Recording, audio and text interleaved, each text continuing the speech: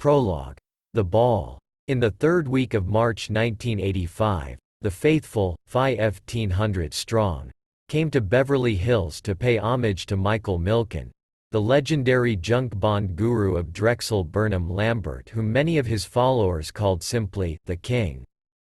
For the next 4 days, they would savor the world he had created for them. By 5:30 each morning, an armada of about 100 limousines glided into position around Beverly Hills. Dozens of them ferried guests from the lush green and pink medley of the Beverly Hills Hotel, then owned by arbitrager Ivan Boesky, his wife and his in-laws, and completely booked by Drexel for these 4 nights, through the city's wide, stately, palm tree-lined streets. Their destination was the Beverly Hilton, where the annual Drexel High Yield Bond Conference, by now known as the Predators Ball, was being held, just a few blocks from Drexel's west coast off ICE. Breakfast was served at 6 a.m., a concession to popular tastes by Milken, who was at his desk each day by 4:30 a.m. Then came the perpetual round of presentations, sometimes 3 simultaneously in different rooms, given by heads of companies. These were nearly all Drexel clients, typically the small and medium-sized companies, run by entrepreneurs with healthy ownership stakes, with whom Milken had carved out his historic franchise when he started doing financings for them, back in the late 70s and early 80s. Because of their small size, or their lack of credit history, or their leveraged capital structure, these companies had been rated below investment grade by the rating agencies and thus had not been able to raise money by issuing bonds in the public market. The only way for them to borrow money was in short-term loans from banks or in private placements with insurance companies, which carried covenants so restrictive that they made the money almost not worth having. Then, one day, Drexel's investment bankers had come knocking at the door. Drexel would underwrite their bonds, low-rated though they were, for the public marketplace. Michael Milken, a most extraordinary junk bond trader, could raise $50 million, $100 million or more, the kind of long-term, relatively covenant-free capital that was available to these companies nowhere else. All they had to do was pay the price, a high yield to the investors, and an enormous fee to Drexel.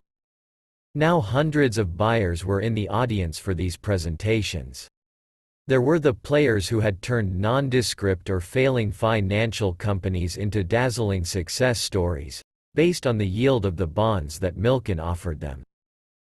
And there were the money managers, people who ran investment portfolios for thrift institutions, insurance companies, public and private pension funds, mutual funds, offshore banks, college endowments, high-yield funds. Many of them had been converted into believers by Milken back in the 70s, when he had begun tirelessly preaching an esoteric gospel, that in a diversified portfolio of high-yield bonds, otherwise known as junk bonds, the reward outweighs the risk. This was a proven theory, well documented by academician W. Braddock Hickman in his enormous multi-volume tome Corporate Bond Quality and Investor Experience, published in the FTIES. All that remained, for everyone to make money, more money probably than they had ever imagined, was to put theory into practice. Hand in hand with Milken, these buyers had put theory into practice, and now they were players in a $100 billion market. The intense young man with the ill-fitting toupee, the set jaw, the air of utter confidence idents and the greatest sales pitch that any of them had ever heard had been right. Some of these buyers thought nostalgically of the way it had been at the beginning. Just 6 years earlier, Milken had staged his FIRST West Coast High Yield Bond Conference at the Beverly Hills Hilton for about 60 people. The buyers had sat around conference tables with the issuers and engaged in the kind of substantive dialogue, replete with hard data, that allowed them to decide whether they wanted to own a company's debt or not. That immediacy was gone now. The presentations were made to hundreds of buyers in huge conference rooms with FL-or-to-ceiling screens on which the speaker's immensely magnified image appeared, and they were driven not by hard data but by slick, soft-sell videos. Instead of a dialogue, it's like watching TV, complained James K. Wood of K. Wood Christian Capital Management, who manages about $2.20 billion, mainly for savings and loan associations, S&Ls, and as an old-timer in the junk market. The conference has become, excuse my language, a gangbang. It had also, this year, become the Predator's Ball. There was a new gospel, or, more, a kind of added liturgy, being preached these days by Milken, who had become more messianic, more fevered, more wired, than ever. His message, received with wild excitement by this congregation, was that they should save corporate America from itself. Milken had long professed contempt for the corporate establishment, portraying many of its members as fat, poorly managed behemoths who squandered their excess capital and whose investment-grade bonds, as he loved to say, could move in only one direction, down. He had made fortunes for himself and his investors by identifying assets undervalued by the market. In the 70s, Milken had done this primarily with the debt securities of troubled or bankrupt companies. But by the early 80s, the clearly undervalued asset was corporate America, and the biggest play was in the takeover game. This was a game for which Milken was a natural by temperament and talent. When Wall Street's elite investment banking firms were pocketing huge fees from the mergers and acquisitions (M&A) game, Milken and his corporate finance partners at Drexel had been left out in the cold, too déclassé to be hired by the major corporations that had bank lines big enough to play.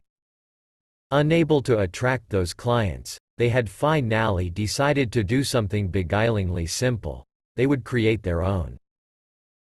Who needed Chase Manhattan or Manufacturers Hanover when Carl Lindner, Sam, William, and Hyman Belzberg, Saul Steinberg, Victor Posner and the entire host of institutional junk bond buyers were ready, at Milken's behest, and on OUA's notice, to sign up to buy the junk bonds that would finance a takeover? Just as Milken had given medium-sized companies access to amounts of capital that had been wholly out of their reach before, so now his chosen takeover artists could set their sights on targets that but for him would have remained the stuff of their dreams. Capital is not the scarce resource, Milken had been instructing his followers for several years and, to their delight, proving over and over again. Now, in March 1985 at the Beverly Hilton, on the eve of an assault that would shake corporate America to its roots, he declared that the combined buying power of his assembled guests was $3 trillion.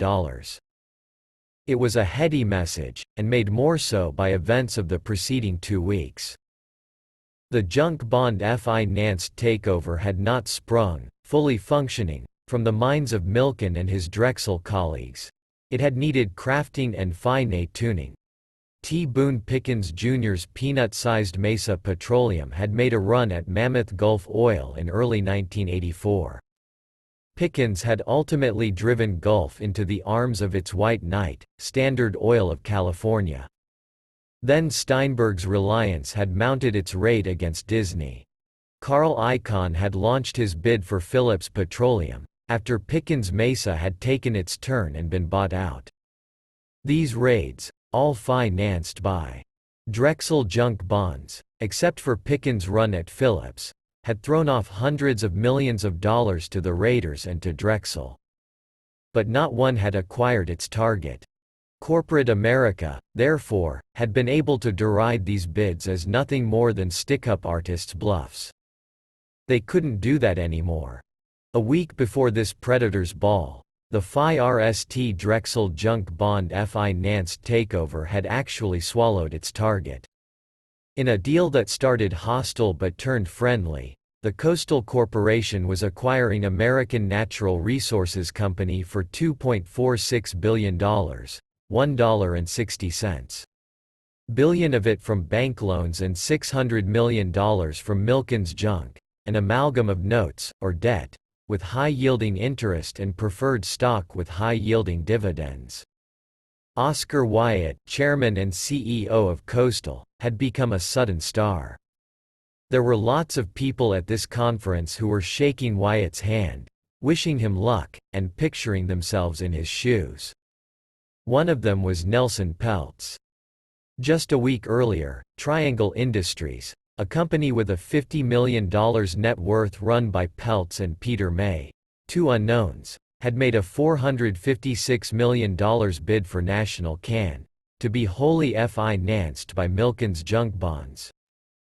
Coastal was a substantial company, and Wyatt, while he was anathema to the corporate establishment, was an experienced operator.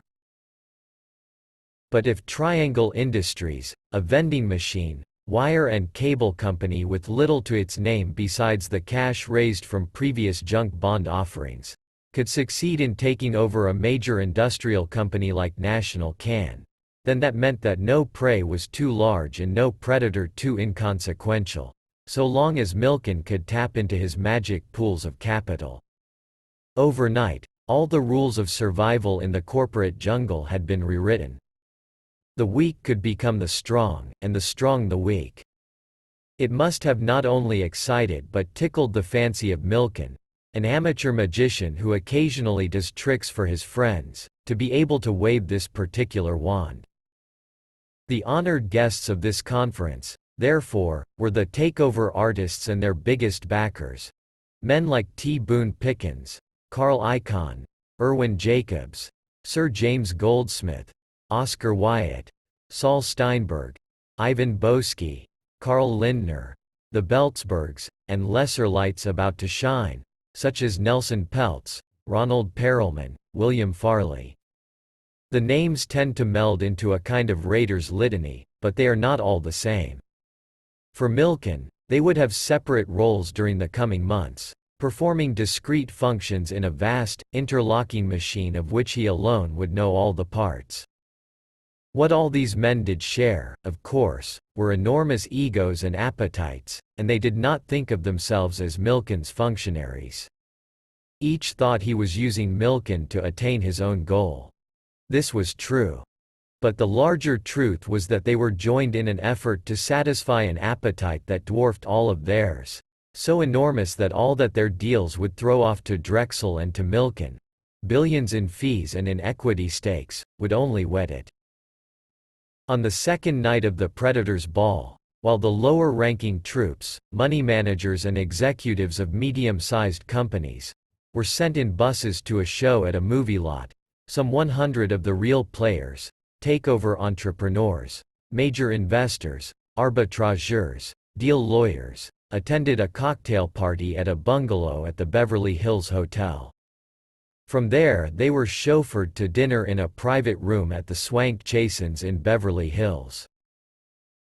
In addition to Drexel's female employees, there were a number of extremely attractive young women at this dinner, so good-looking, in fact, that one takeover lawyer, George Katz of New York's Wachtell, Lipton, Rosen and Katz, renowned for his naivete, remarked to a companion, "I've got to hand it to these guys. I've never seen so many beautiful wives." In fact, few if any wives attended this dinner. An assessment closer to the mark was made by arbitrager Martin Weinstein, who, noting that Irwin Jacobs had been deep in conversation for hours with one of these women at the far end of the room, commented to a friend, "Tell Irwin he doesn't have to work so hard. She's already paid for."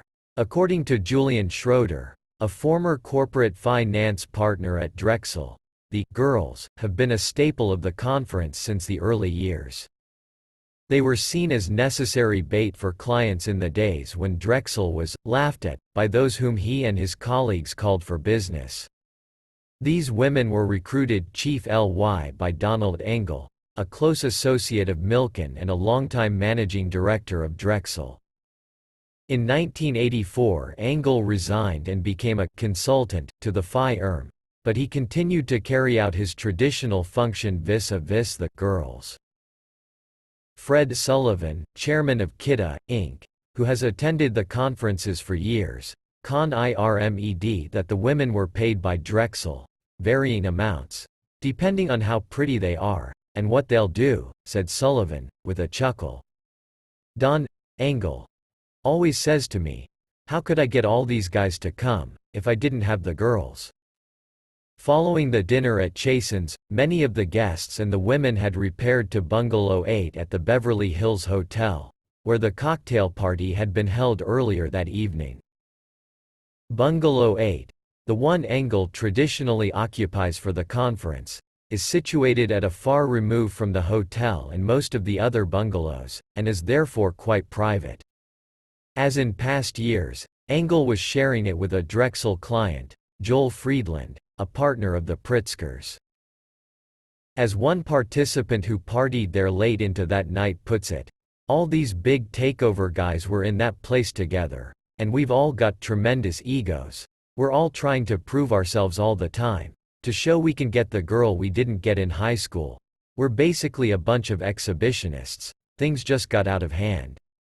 On the final night of the conference, there was a gala dinner and show for all 1,500 guests, held in a huge auditorium at the Century Plaza.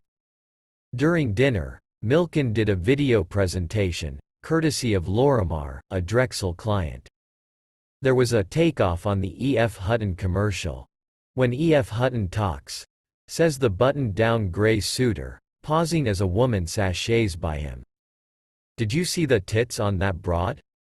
There was an adaptation of the theme from Ghostbusters, with the chorus, when you need money, call Drexel.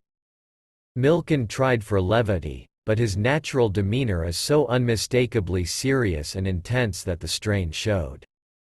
It didn't matter. The applause was deafening. He was the king. Then it was time for the performer of the evening. In the early years of these conferences, Stephen Wynn of Golden Nugget, who, as he has said, was made by Drexel, was the dinner speaker. Then, in 1984, Wynn recruited Frank Sinatra as a surprise guest. This year too, the identity of the performer was a well-kept secret. It had been a matter of speculation among some of the lesser troops at this conference, who were awestruck at being in such proximity to this tidal wave of money and power that was building.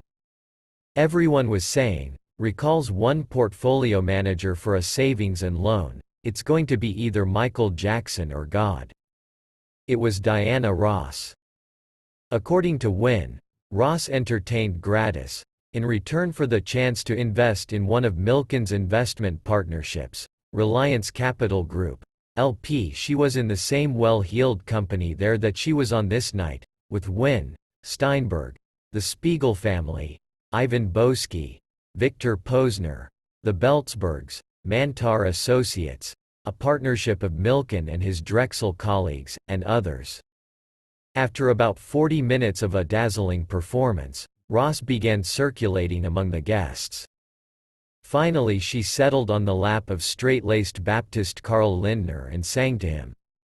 Milken is said by close associates to spend barely a moment in his 20-hour workday that is not dedicated to business purpose.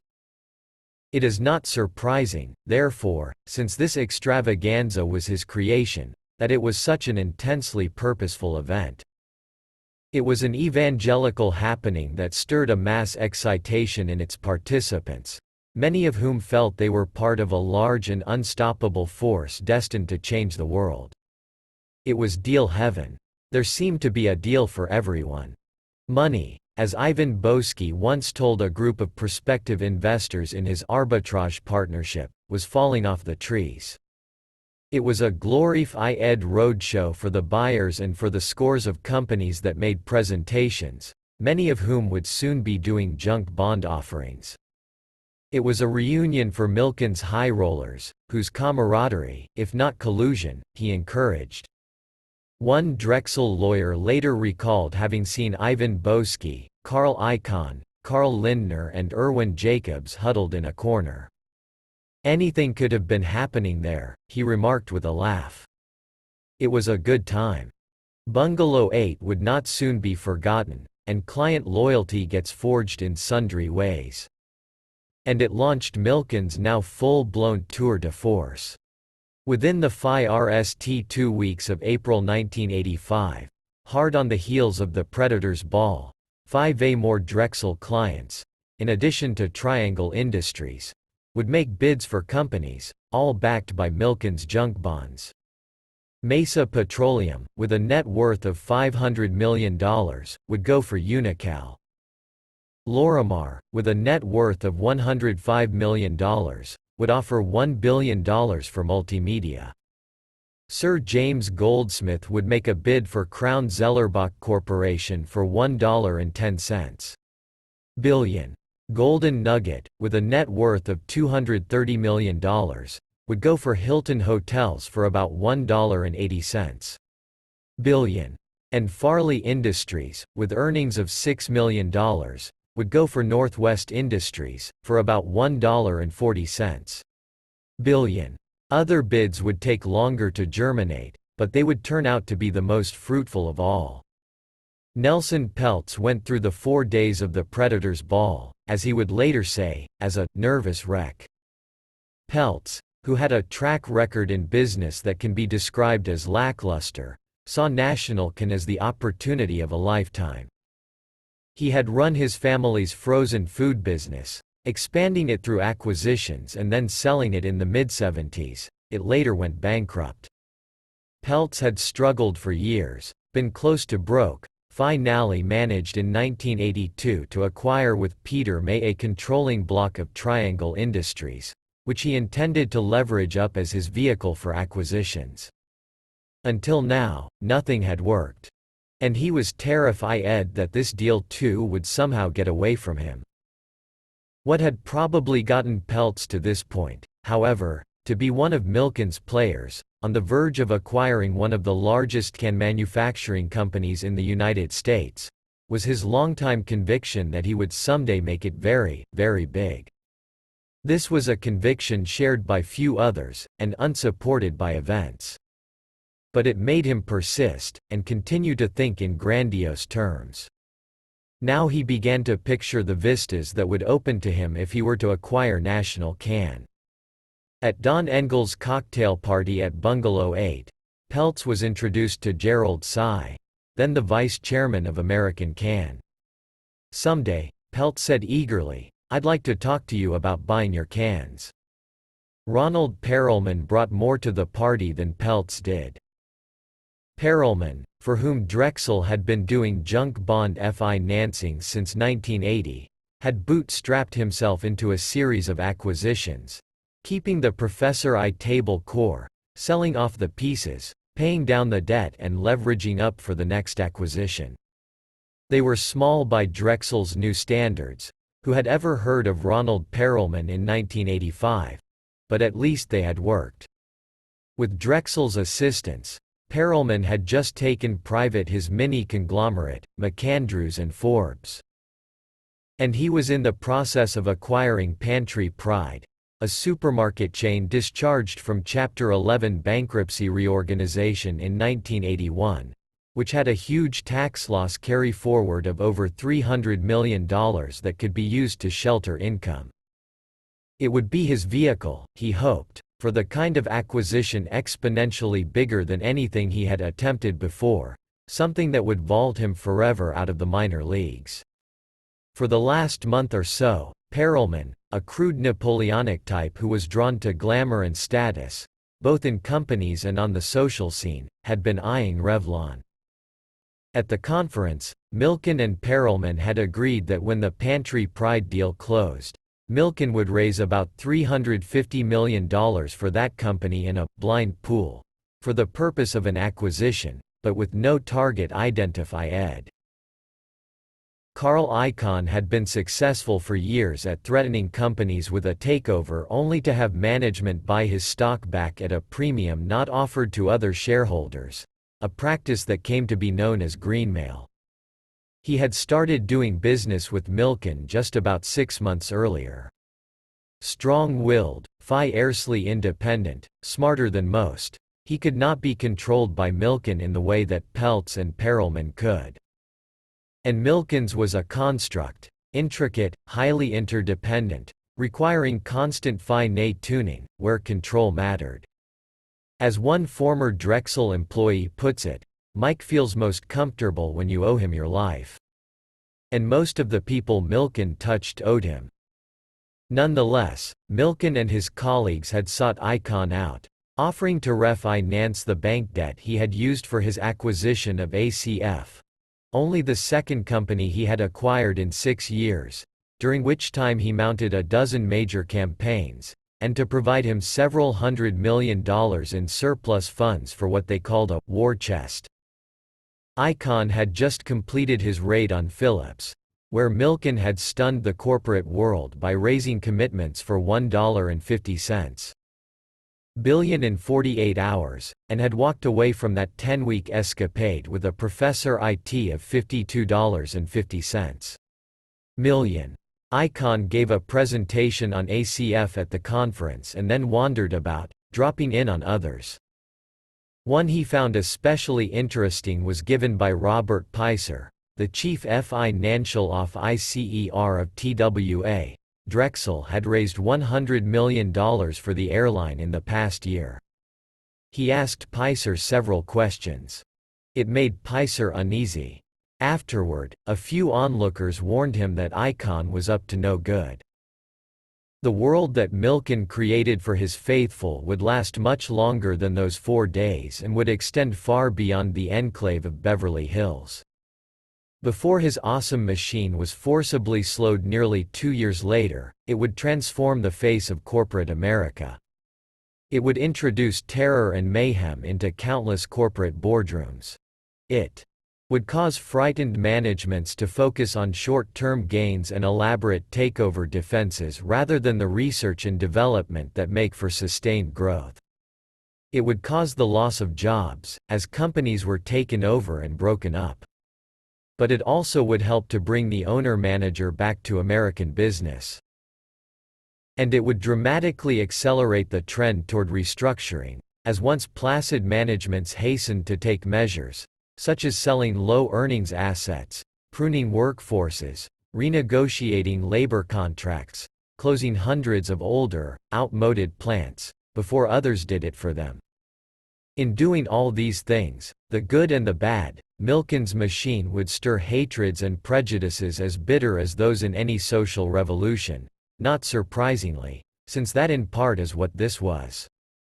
The denizens of corporate America would be challenged, and some would be dispossessed. In their place would come Milken's own, a band of mainly small-time entrepreneurs, raiders, greenmailers, the have-nots of the corporate world, who had had only bit parts to play until Milken made them its stars. Experts would long debate whether the value that Milken's onslaught had added to American business outweighed the damage it had done. Some of the raiders' cant, of course, had been self-serving, but some of it was true.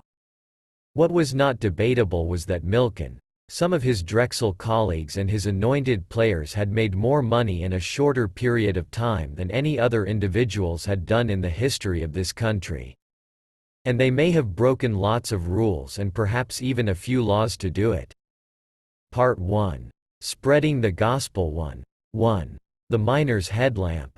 At 5:30 a.m. each weekday in the early 1970s, a bus pulled up to a stop in Cherry Hill, New Jersey, and a young man lugging a bag that bulged with papers mounted its steps.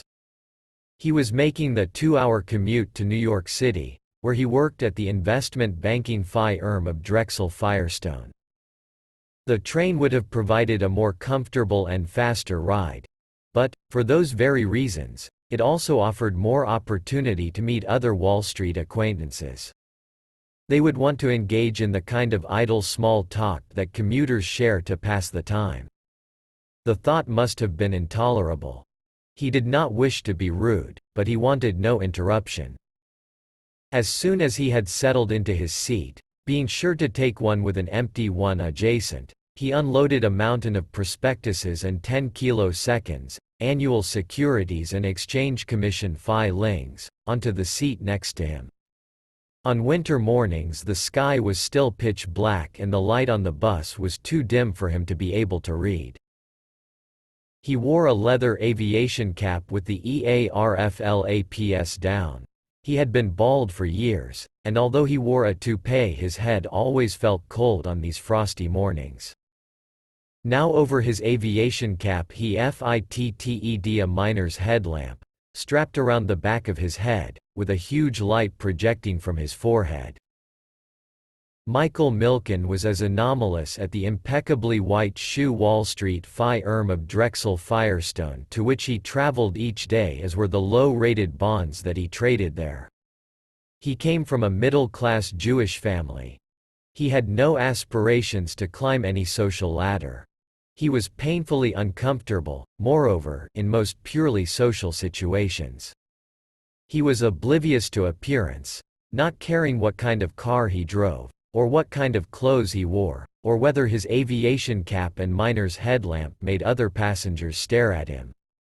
Milken was occupied, at every moment, with his own thoughts, and those thoughts were riveted on the bonds. Milken had grown up in the well-to-do, largely Jewish enclave of Encino in Los Angeles' San Fernando Valley. His father, Bernard Milken, was an accountant. From the time he was 10, Michael watched at his father's side as he prepared tax returns. A boyhood friend, Harry Horowitz, recalled that the kinetic quality so marked in Milken in later years was present when he was young. Even as a teenager he slept only 3 or 4 hours a night. He was a high school cheerleader. And then as in adult life he eschewed all stimulants, no drugs, alcohol, cigarettes, coffee or carbonated beverages. He graduated from Birmingham High School in neighboring Van Nuys in 1964 and then attended the University of California at Berkeley, graduating Phi Beta Kappa in 1968. While that campus was roiled with the protests of the militant left, Milken majored in business administration, managed a few portfolios for investors and was active in a fraternity, Sigma Alpha Mu. Milken married his high school sweetheart, Lori Ann Hackle, and headed east to the Wharton School, the University of Pennsylvania's business school.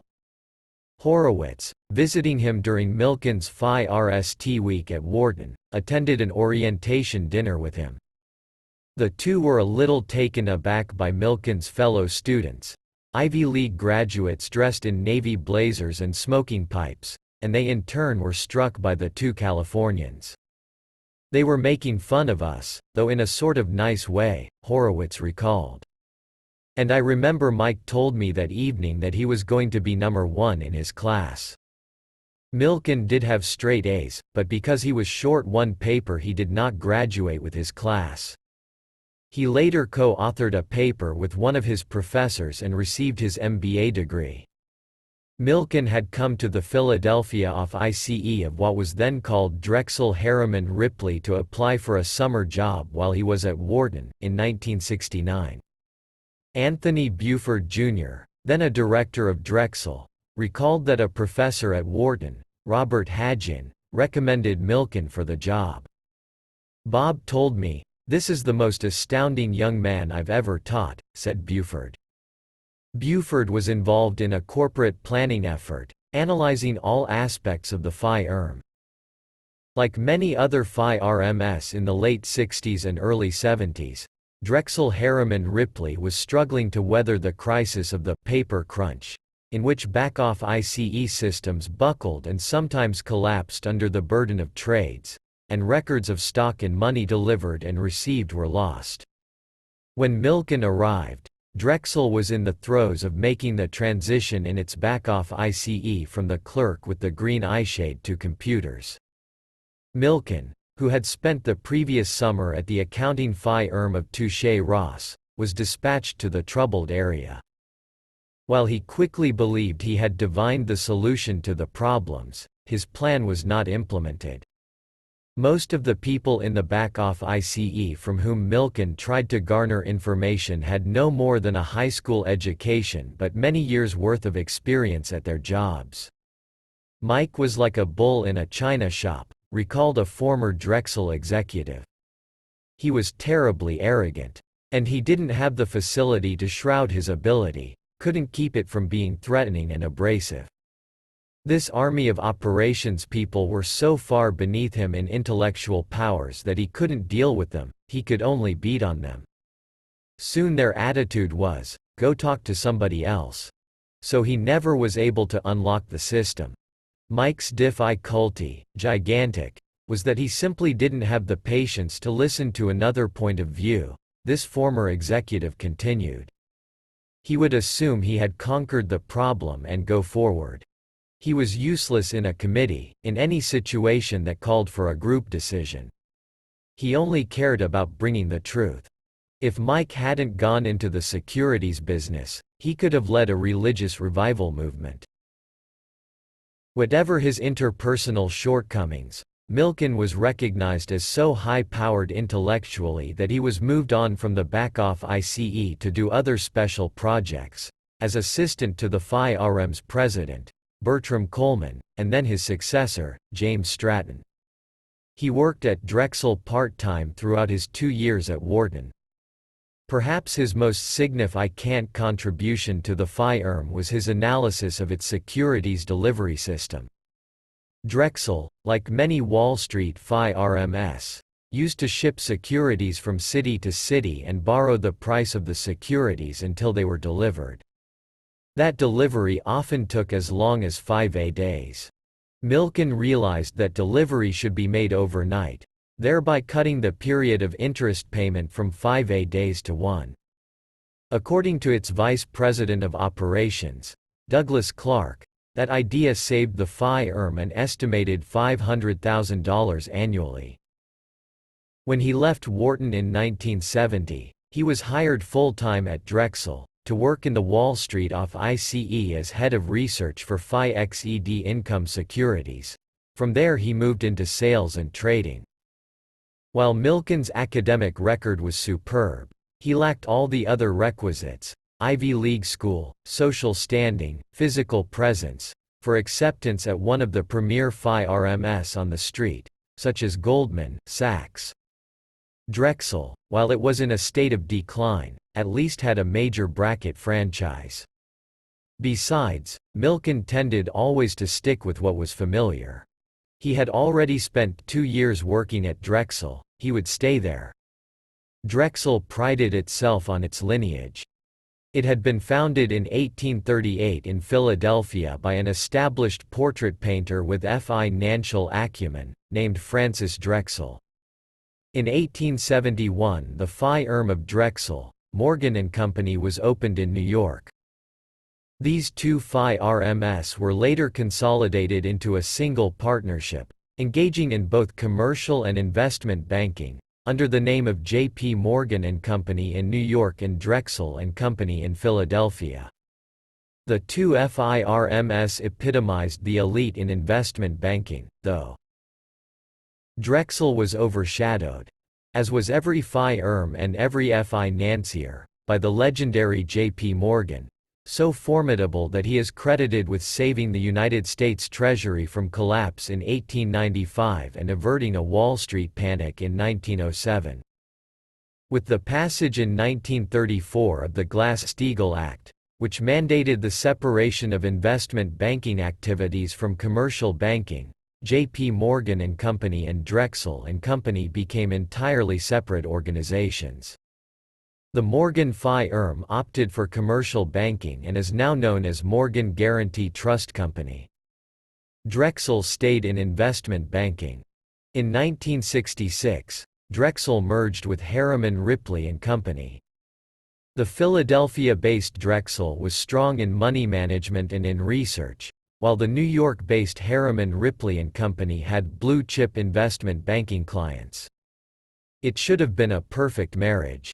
But, like so many mergers of investment banking FI-RMs which would occur over the next 2 decades, this one was fractious. Some key partners of both FI-RMs left, taking clients and capital. By 1970, Drexel Harriman Ripley investment banker Stanley Trotman later recalled, "We were afraid to open the paper every day, for fear we'd see yet another deal for one of our clients' FI led by someone else. That year Drexel Harriman Ripley was able temporarily to staunch the hemorrhaging by obtaining an infusion of capital, $6 million, from the Firestone Tire and Rubber Company. It changed its name to Drexel Firestone. When Milken arrived as a full-time employee in its bond trading department, Drexel still had some portion of its once encyclopedic gilt-edged client list intact. Those AAA credits, however, held no lure for him. The universe of corporate bonds that Milken was entering consisted mainly of straight debt bonds whose holders receive FI/XED interest payments, typically every 6 months, until maturity, when the interest is repaid. A much smaller, more arcane part of the market consisted of convertible debt bonds whose holders have the option to exchange them for other securities, usually stock. Corporate bonds are rated by rating agencies, such as Standard & Poor's and Moody's. Those companies with the strongest balance sheets and credit history, the elite of corporate America, are rated AAA. When they issue bonds in order to raise debt capital, the interest those bonds pay is not much higher than that of risk-free U.S. Treasury bonds. These are known as investment-grade companies. A bond that is issued as investment-grade and is subsequently downgraded because of a perceived deterioration in the company's condition trades at a discount from its face, or par, value. Below investment-grade bonds are rated bar or lower by Moody's, BB+ or lower by Standard & Poor's, or are unrated. In the early 70s, these were known as deep discount bonds or fallen angels. Also inhabiting this netherworld were those bonds known as Chinese paper, which were issued in the course of highly leveraged acquisitions by the conglomerates of the 60s.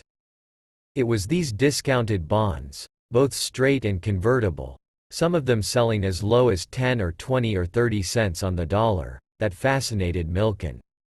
He had been under their sway since the 60s, when he began investing in them with money given him to manage by some of his accountant father's clients. To persuade them to entrust him, a college student, with their money, Milken made a deal in which he would take 50% of all professor ITS and 100% of all losses. Years later he commented, as reported in the Washington Post, that this arrangement had given him a healthy respect for principle. Milken encountered the Hickman study while he was at Berkeley. W. Braddock Hickman, after studying data on corporate bond performance from 1900 to 1943, had found that a low-grade bond portfolio, if very large, well diversified and held over a long period of time, was a higher-yielding investment than a high-grade portfolio. Although the low-grade portfolio suffered more defaults than the high-grade, the high yields that were realized overall more than compensated for the losses. Hickman's findings were updated by T.R. Atkinson in a study covering 1944 to 65. It was empirical fact. The reward outweighed the risk. Milken said in an interview with this reporter that the Hickman study was consistent with what I had been thinking about for a long time. It also represented the kind of thoroughness that won Milken's respect.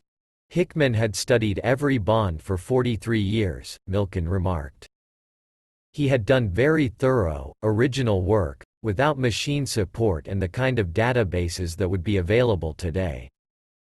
While Milken had been entranced with these low-rated bonds before he found Hickman, Hickman lent legitimacy to the gospel Milken began to preach at Drexel Firestone. In the summer of 1970, Drexel published listings and commentary on convertible and straight high-yield bonds, something rarely if ever done before on Wall Street, and the result of Milken's labors. Hickman had documented this discontinuity in the market, but it was Milken who had the conviction and the nerve to take a retrospective, academic thesis and to play it prospectively as a trader and salesman at Drexel Firestone, giving much increased liquidity to these bonds that had heretofore been only lightly traded. Before Milken, Most institutions that bought them had socked them away until maturity. Milken found his métier researching and trading these bonds. First he learned everything he could about the companies whose bonds he would be trading, preparing for his hours on the trading desk as though it were orals. Then he was ready to make his bet. Explaining their allure, Milken said, "The opportunity to be true to yourself in high-yield bonds is great. It is not like buying a stock. With a stock, its value is generally dependent upon investors' collective perceptions of the future. No matter how much research you have done regarding a particular stock, you don't have a contract as to what the future price will be. But with a high-yield bond there is a date certain in the future when it matures, and if you hold it to maturity and your analysis is correct, you will be correct in your calculation of your yield, and you do have a contract as to future price. One is certain if you're right. The other is not. Trading was perfect for Mike," one former Drexel executive remarked. "You have to assess the many complex forces at work on a particular transaction. And then the question is, do you want to do it at this price, and do you have the guts to act on it?" For Mike, it's not even a guts question. It was religion. If he didn't act on it, he was being unfaithful to his God. Most of his colleagues, however, looked askance at Milken and his low-rated bonds. The high-grade bond guys considered him a leper, a former executive of the firm recalled. They said, "Drexel can't be presenting itself as banker to these high-grade, Fortune 500 companies and have Mike out peddling this crap." While they ostensibly objected to his merchandise, some of his colleagues apparently had antipathy for the peddler. Stanley Trotman recalls that the two high-grade bond salesmen most vociferous about Milken and his low-grade wares were virulent anti-Semites and wanted Milken moved to another FL. When they failed in that, he was segregated off in a corner of the bond-trading FL. But while Milken was proving Hickman's theory by making consistent Professor ITS on this much disdained paper, those who scorned it, and him, were losing their shirts. When one of these high-grade bond salesmen finally took his case to an executive of the firm, arguing that Milken should be red, the executive responded, as he would later recall, "Let me ask you something. Milken on a modest capital base is making money, while your high-grade department on a large capital base is losing it. Now, whom should I fire?" Milken stayed, and, not long afterward, his antagonist left. By the early 70s, Wall Street was littered with dead and dying firms. The recession of those years crippled the securities markets, and spiraling inflation then delivered the death blow to many smaller securities firms, which had limited resources. Between 1968 and 1975 over 150 firms were absorbed or closed. And by 1972, Drexel Firestone was in critical condition. For Burnham and Company the financial crisis meant opportunity. The firm had been founded in 1935 by I.W. Tubby Burnham II, the son of a physician and grandson of the founder of I.W. Harper Gin, a distillery. Tubby Burnham's grandfather wanted his offspring to work for a living and so gave them no money once they were grown. When Tubby Burnham asked him for $100,000 to start a brokerage firm in 1935, his grandfather replied that he would loan him the money, but it was only a loan. Indeed, when he died he left his entire estate to a wildlife refuge and park, the Bernheim Forests, in Kentucky, and he stipulated in his will that the $100,000 with which his grandson had started his brokerage business should be repaid. It was. By 1971, Burnham and Company was a small brokerage house, with about 42 partners and capital of $40 million. It had a good research department, and its international equity, stock, arbitrage and retail businesses were decent.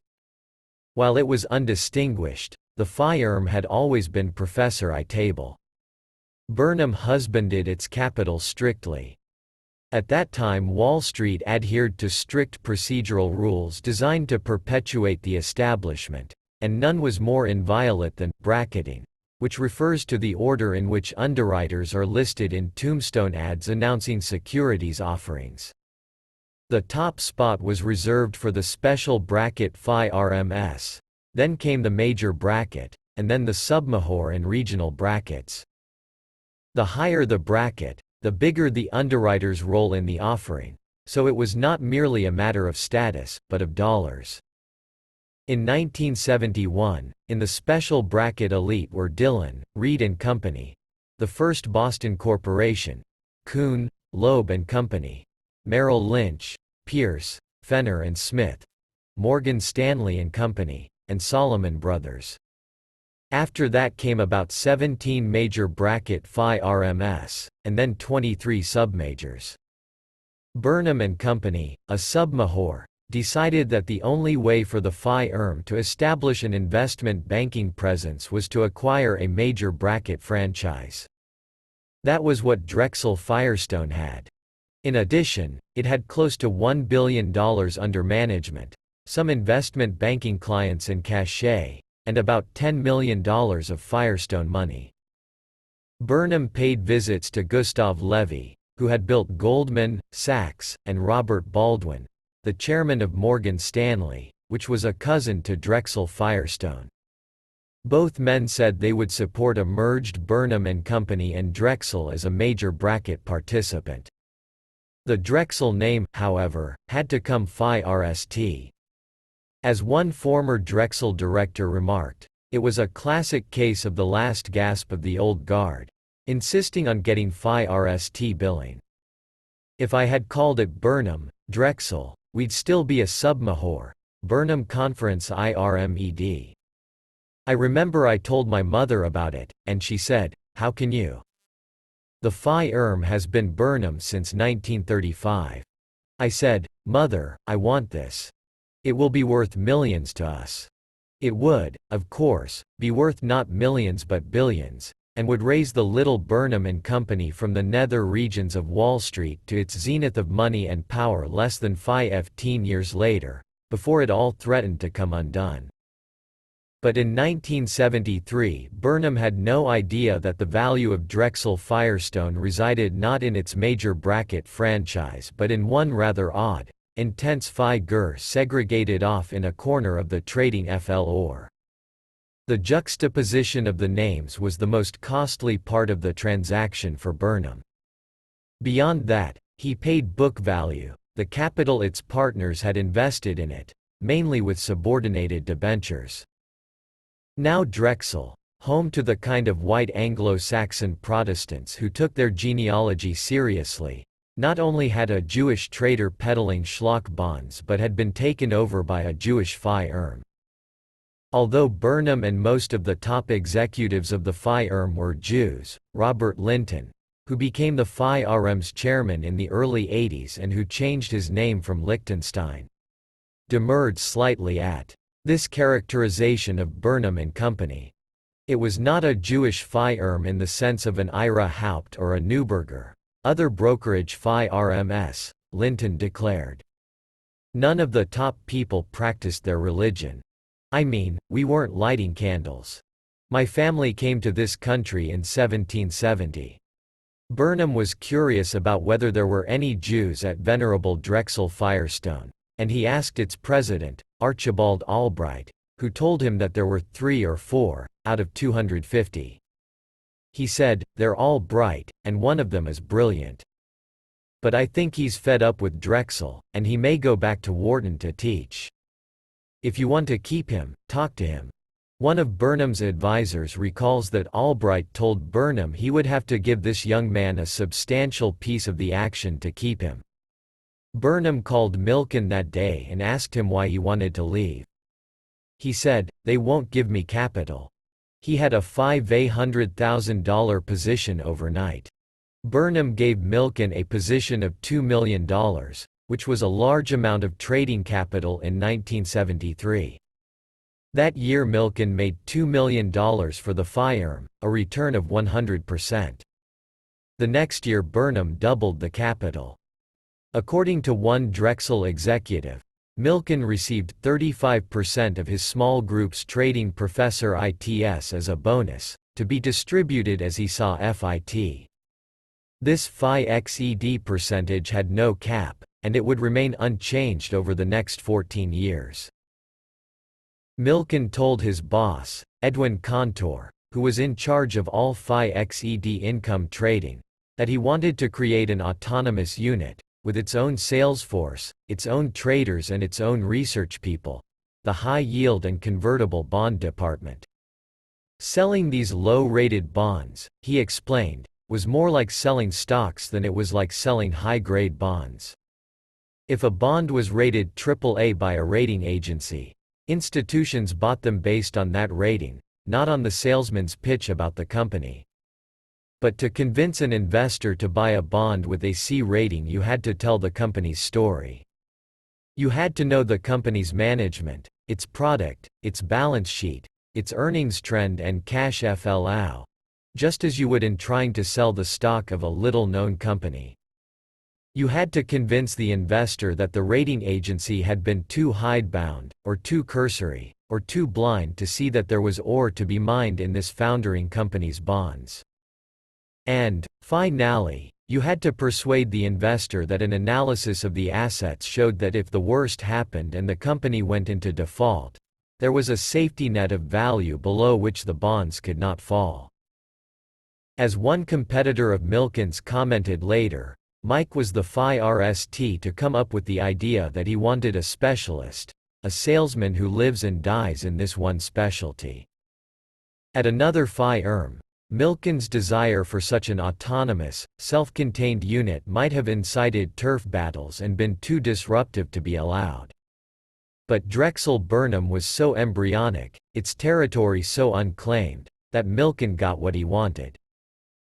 And while it was true that these bonds were a specialty product that could benefit from a specialist's expertise, it was also true that having his own unit would satisfy Milken's powerful desires for secrecy and for control. These bonds, moreover, which in the main did not trade on any public exchange with electronic trading screens flashing prices, but in private transactions, trader to trader, were his perfect medium. Milken would in effect create his own Phi within the Phi of Drexel Burnham, one which its members would refer to simply as the department. He laid the groundwork for that autonomy in 1973. From the very beginning, Milken made it mandatory that a certain portion of his people's professor ITS were reinvested in trading accounts which he ran. It was a system of forced savings, in which these salesmen and traders were able to watch, from a distance, their wealth accumulate. With the kind of return Milken got, no one really had much to complain about. On the other hand, if one decided to leave him on less than amicable terms, as one trader would, there might be difficulty in getting one's money out. It was a powerful disincentive to taking any secrets from Milken's operation to a rival Phi Over the next several years, Milken began to cultivate a group of increasingly satisfied customers. There were a handful of institutions, like Massachusetts Mutual, and discount bond mutual funds, including Keystone B4, Lord Abbott Bond Debenture, and National Bond Fund. These tended to play the market according to Hickman, going for the yield over time in large, diversified portfolios. There was also David Solomon, of First Investors Fund for Income, known as FIFI. FIFI was converting its high-grade bond fund, with bonds that had suffered in the recession, to a high-yield fund in 1973, at about the time that Solomon was employed to manage it. According to former members of Milken's group, Milken soon took Solomon in hand, and the returns on Solomon's portfolio showed the effect. In 1973, the return on this fund's portfolio was minus 14.02%. By 1975, it was plus 391/8%, according to Lipper Analytical Services. In 1975 and 1976, it was the #1 performing bond fund in the United States. Almost overnight, Solomon was transformed into a seeming portfolio wizard. But, especially in the first few years when Solomon was a neophyte in this field, Drexel employees claimed it was Milken who pulled Solomon's strings. While portfolio managers played for the yield, Milken always played, for himself, his colleagues, the firm and a growing body of wealthy individuals, for the upside. In the 70s, in near bankruptcies and also bankruptcies, where only a portion of the bond's value is lost, that upside could be enormous. As Hickman had noted, corporate bonds were typically undervalued in the market at or near the date of default. As a result, investors selling at that time suffered large losses, while those purchasing obtained correspondingly large gains. This was not an original concept. The renowned trader Salim Cy Lewis of Bear Stearns had made a fortune buying the bonds of bankrupt railroads in the 40s. Milken would follow in Lewis' footsteps by buying Penn Central bonds, on which he and his clients made killings. Milken, however, bought not just in one industry as Lewis had but across the whole landscape of troubled companies. As default was thought to be near and bondholders panicked, Milken was there to pick up the distress sale merchandise, often at 10 and 20 and 30 cents on the dollar. Milken was also buying the bonds of the near-bankrupt real estate investment trusts, known as REITs. Many of these trusts had issued investment-grade public debt which had now sunk as low as 10 cents on the dollar. The REITs were much like mutual funds except that instead of stocks their portfolios consisted of real estate or financial instruments associated with realty, such as mortgages or leases. These trusts had grown out of the 1960 legislation that provided effective exemption from the corporate income tax for qualified trusts, the thought of Congress having been that this would provide the small investor with an opportunity to have an ownership interest in real estate. The REITs grew gradually through the 60s, and then they skyrocketed. In 1968, their total assets were $1 billion. In 1969, $2 billion. In 1974, $20.50 billion.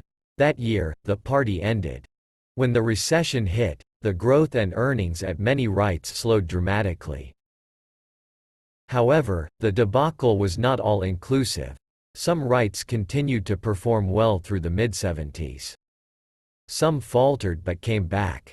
Milken analyzed them and chose those that he thought would either make it or have a liquidation value of, say, 75 cents on the dollar, so they were a bargain at 20 cents. What we did with the REITs was to create a kind of unit trust for certain customers, Cantor said. We would say, take 10 or 15 of these, if just 2 of them make it, you'll do great. And they did. Not all of Milken's gambles received Tubby Burnham's blessing. Burnham had survived and prospered by being conservative with his capital, and some of the paper Milken bought made him nervous. When he could, Cantor made himself the buffer between Burnham and Milken. I insulated Mike, Cantor declares. I got the calls on Sunday morning. What are you doing? At one point Burnham ordered Milken to get the firm out of the REITs, and Milken formed a syndicate among his colleagues, customers and himself to buy out the firm's position. Mike and the rest made a fortune on that, Mark Kaplan, who was then the president of the firm, said later. Milken was also doing well in the deal he had struck with Burnham. Kaplan recalled that in 1976, Milken and his principal trader, Charles Causey, with whom he was then in a FIFTY partnership, each received $5 million in compensation. Among Milken's early, delighted customers were Carl Lindner, Saul Steinberg, Meshulam Riklis and Lawrence Tisch. Tisch, Steinberg and Lindner bought mainly for their insurance companies' portfolios. Often it was the debt and equity of each other's company that they were buying. Lindner, for example, through American Financial, had been the second largest shareholder of Steinberg's Reliance Financial through much of the 70s. He also became a major shareholder of Reckless Rapid American in the mid-70s. And he was in the late 70s the second largest shareholder in Tish's Lowe's Corporation. The four were generally friendly business associates, though they may have been personally rivalrous. In an SEC deposition in 1982, Lindner would remark of Tish, "You know Larry, he's worth $1.5 billion, he and his brother, and you'd think that he was looking for cigarette money most of the time." Of the four, Tish would be the only one who would distance himself from Milken in later years, as Milken's machine grew ever more gargantuan and controversial and Tish began to affect the role of elder statesman. While Tish would remain personally aloof from Milken and his junk bonds, however, the insurance company Tish had taken over in a hostile raid in the 70s, CNA, would continue to invest heavily in them. Milken would testify in a deposition taken by the SEC in October 1982 that there were extended periods during the preceding 2.5 years when he spoke to CNA's portfolio manager every day. Moreover, Tish's son, James Tish, would be an investor, along with the Beltzbergs, in a risk arbitrage partnership, Jamie Securities, run by John Mulheron, who took enormous positions in takeover stocks, many of them Drexel-backed deals, and was, of all arbitrageurs, probably closest to Ivan Boesky. Meanwhile, Lindner, Steinberg and Reckless would become among the most devoted stalwarts of the Milken empire. Lindner and Steinberg, who is about 20 years younger than Lindner, had followed somewhat similar career paths. Both were outsiders, who had amassed their own fortunes, and who had forever alienated the establishment with their onslaughts on major banks. And both acquired property and casualty insurance companies which would assume significant stock positions, in Steinberg's case, sometimes with hostile intent, in other major companies. Lindner, a secretive, publicity-shy Cincinnati financier who did not finish high school, had built a milk store business into a major supermarket chain and then had invaded the financial world, where his prize catch in 1966 was Cincinnati's Provident Bank, one of the pillars of the city. He had continued on his financial service acquisition trail, acquiring a major property and casualty insurance company, Great American. By 1974, about the time he began buying bonds from Milken, his mammoth holding company, American Financial Corporation, had equity of $192 million and debt of $692 million, a debt-to-equity ratio of roughly 3.5 to 1. One Drexel employee maintains that office seals at Drexel had turned Lindner down as a client about 6 months before Milken met him and began doing business with him, because they were worried about Lindner's reputation.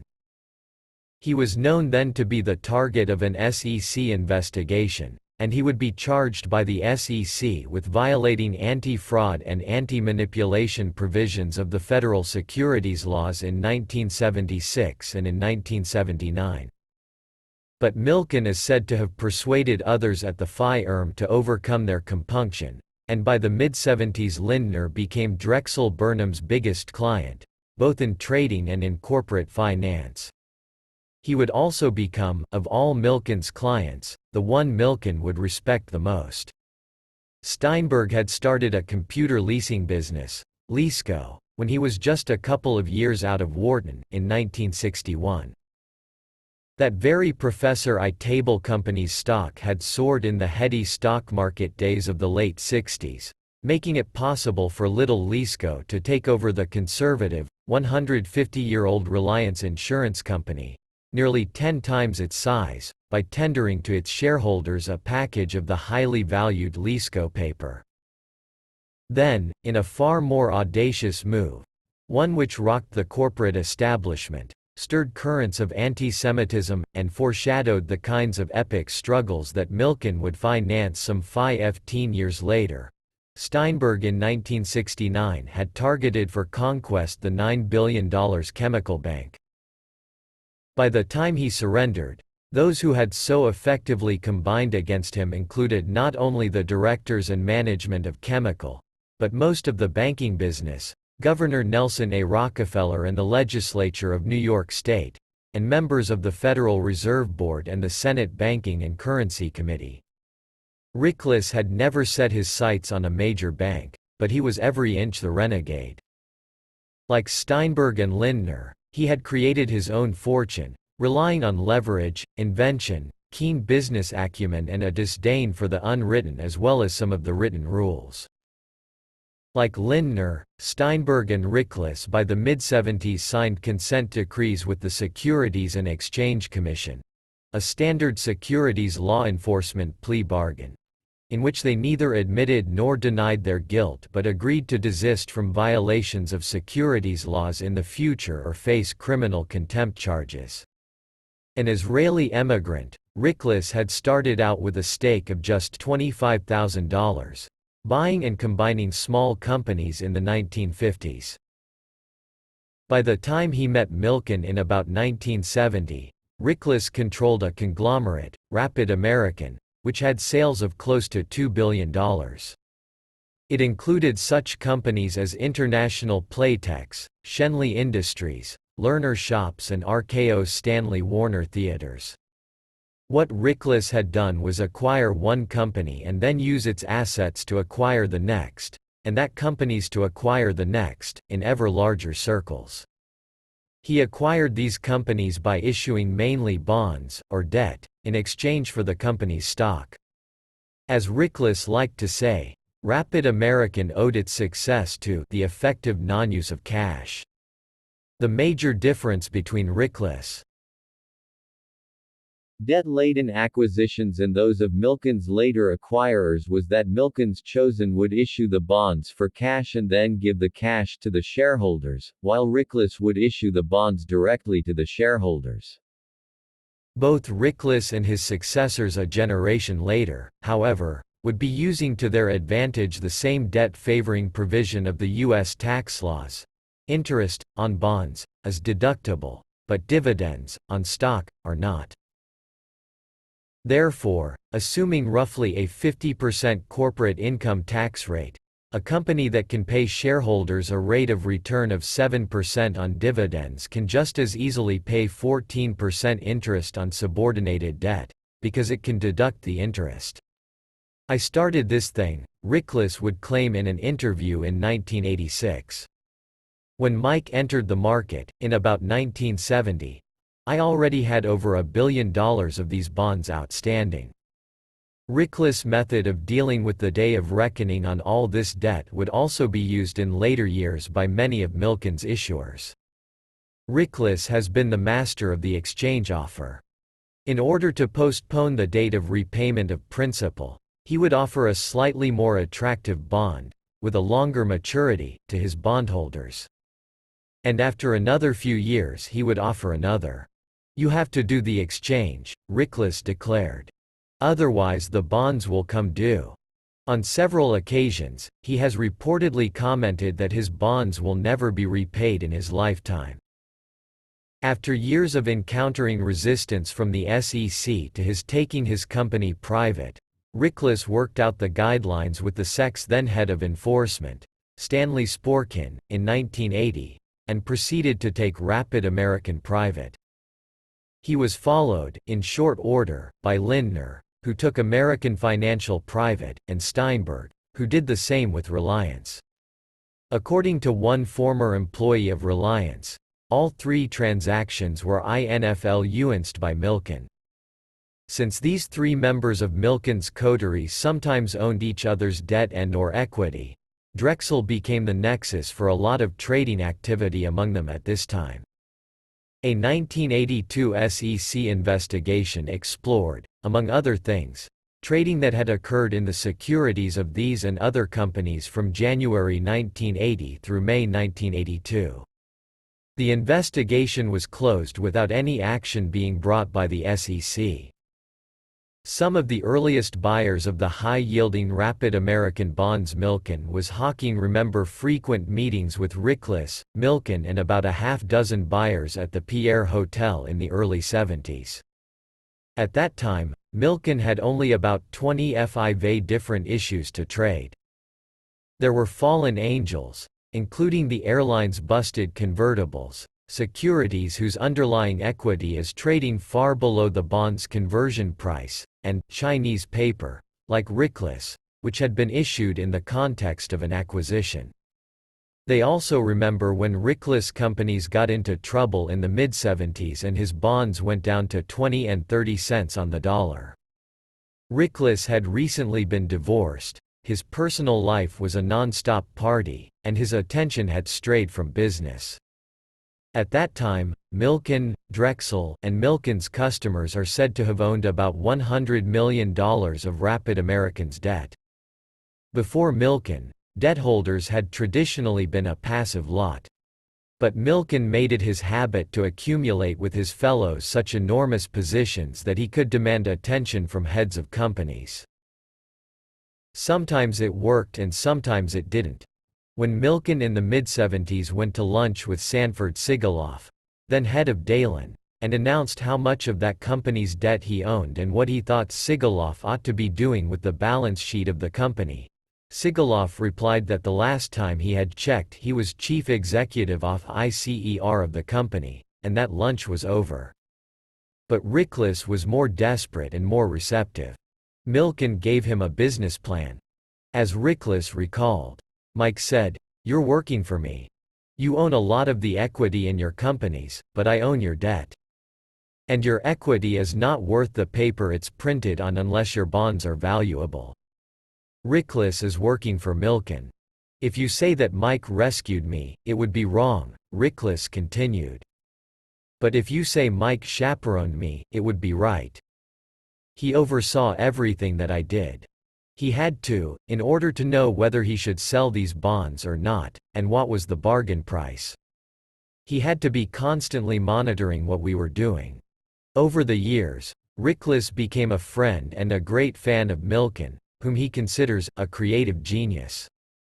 "All my dealing with Drexel," Rickless said, "is based on the fact that Mike exists in Drexel."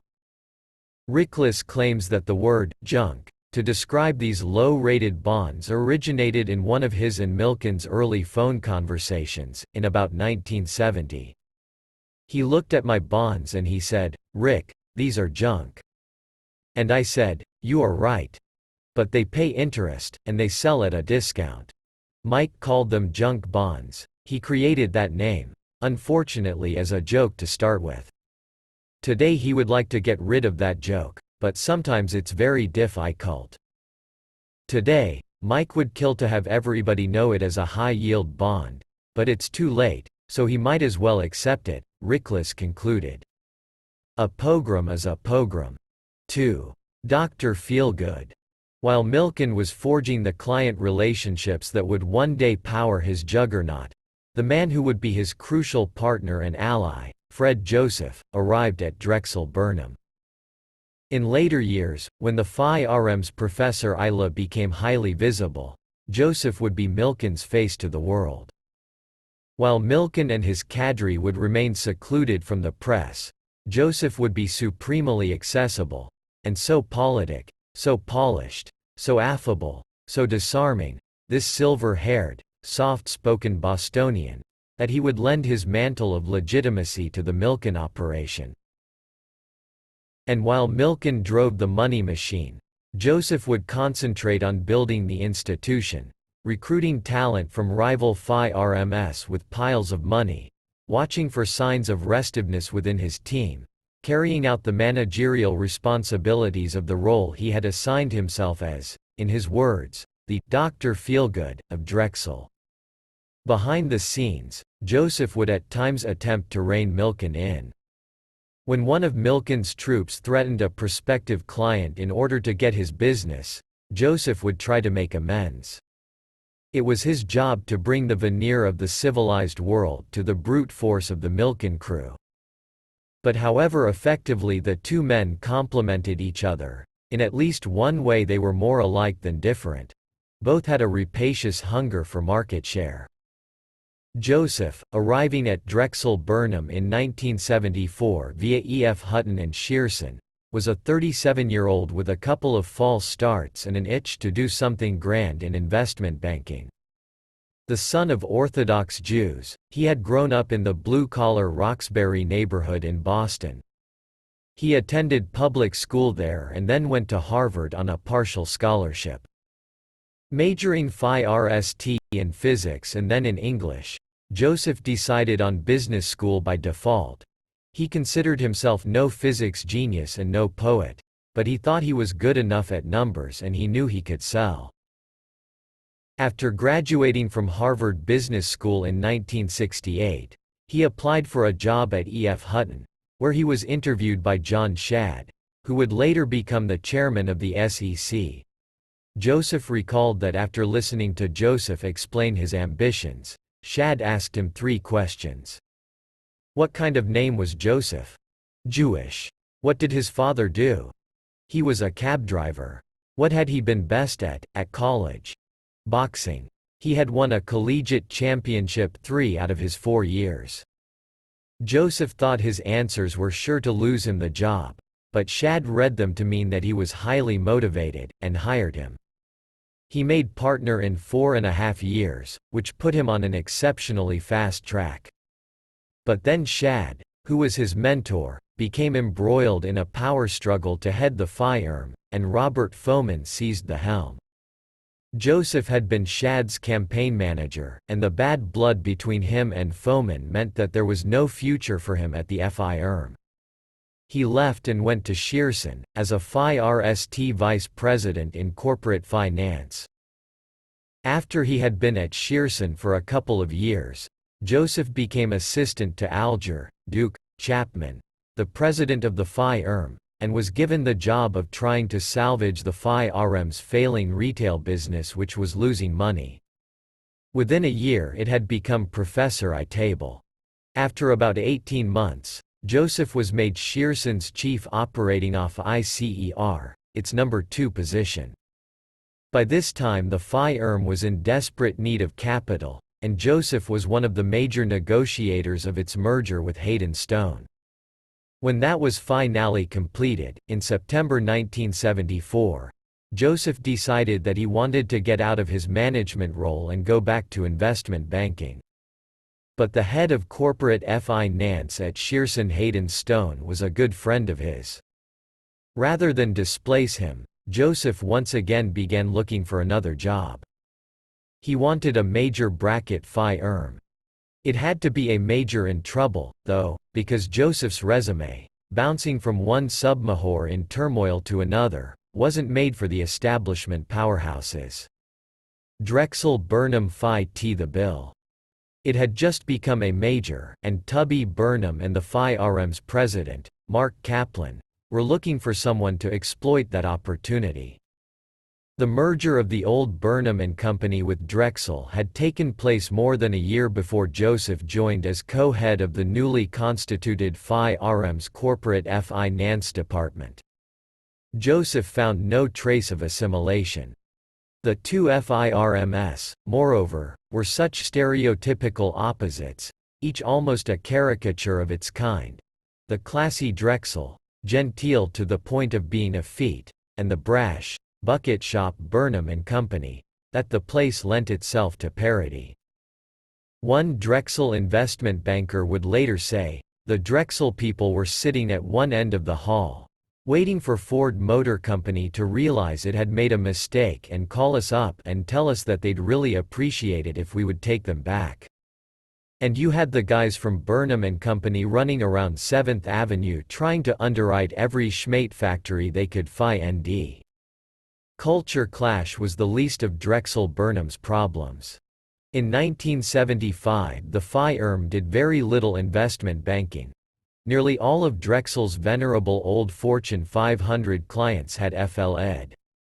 Only Philadelphia Electric and a handful of smaller companies remained.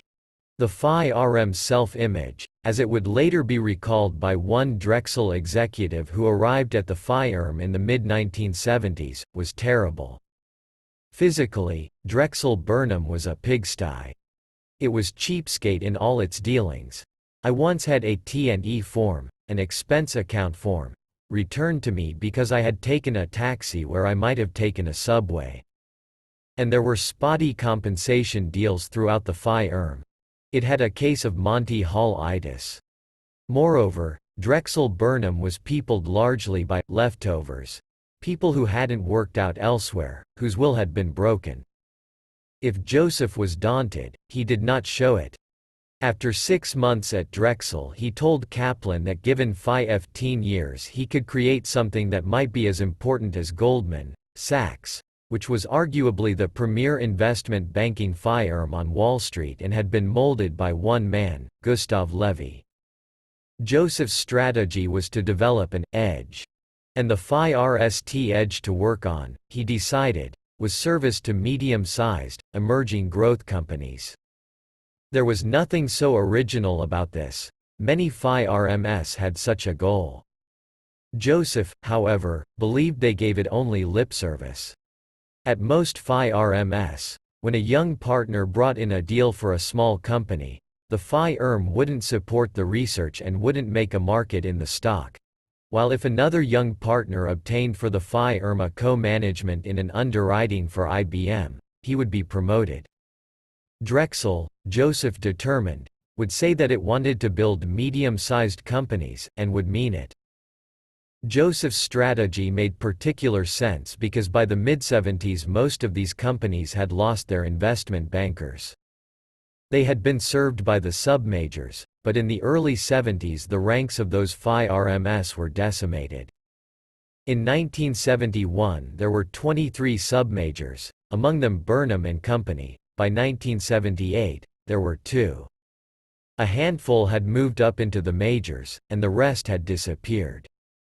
Joseph Fye read 6 of the 18 professionals in the corporate finance department and began assembling his team. Although his nominal co-head of corporate finance, John Friday, a patrician, low-keyed holdover from Drexel Firestone, would remain at the firm until 1982, as a vocal, if solitary, critic of the junk bond business, from the moment Joseph arrived Friday was history.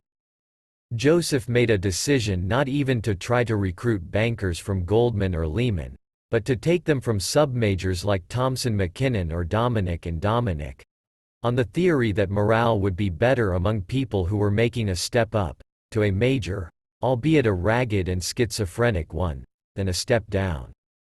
By mid-1976 he had assembled a group of 28 in his corporate finance department. Many had worked with him at Shearson. They became known as the Shearson Moff IA, or had bounced around the submajor circuit. Joseph wanted to make the compensation system as entrepreneurial as possible. Previously, the firm had allocated some portion of corporate finance professor ITS to the department as a bonus pool, and Friday had divided it up. Those early pools were not more than $50,000. Joseph instituted a formula for corporate finance's bonus pool that made it more substantial, and would make it exponentially more so in years to come. What went into the bonus pool was a Phi-XED percentage of the operating professor ITS of the department, with extra credit given for certain kinds of deals. As the firm became more successful, salaries remained moderate, and the real money was in the bonus pool. Joseph doled out from this pool according to explicit criteria he developed, rewarding the kinds of traits he prized for the firm's culture, penalizing those he wanted to extirpate. Joseph's game plan was well suited to the times. And his ambition for the motley Drexel Burnham was enormous. But that game plan, fueled by his own fervor, would in all likelihood have produced one more small dot on the pointillist landscape of investment banking in the 70s and 80s, were it not for his alliance with Milken. Several months after Joseph arrived at Drexel, He heard there was a bright guy down on the trading floor doing deep discount bonds. I went down and met him, and it took me a while to figure out how good he was, Joseph said. It was clear he was very smart, but it was hard to interpret his fast trader talk, and he didn't know anything about banking and I didn't know anything about high-yield bonds, and it took us a while.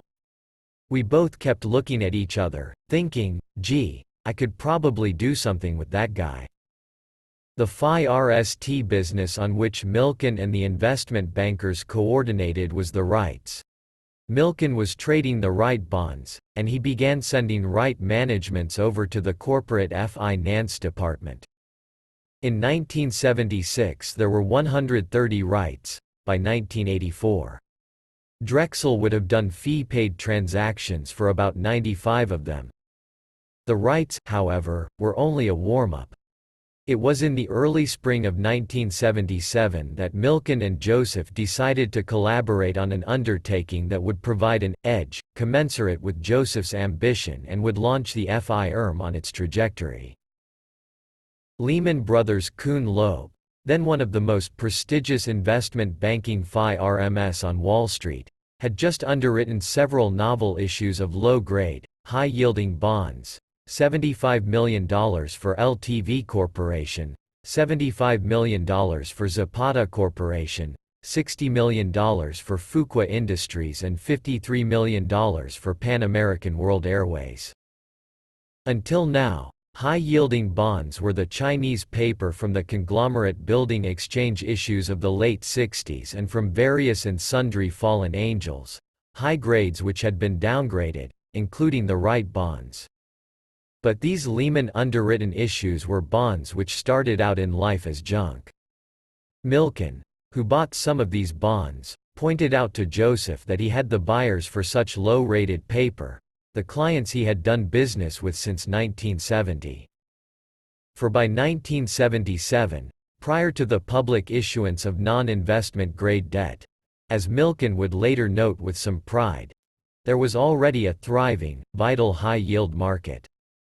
The value of this thesis was tested in 1970, and even more in 1974, said Milken, adding that the bonds of many companies, including Lowe's, Ryder, Tandy, Westinghouse, and Woolworths, had plummeted in price in 1974, but within the next 2 or 3 years those prices rose dramatically.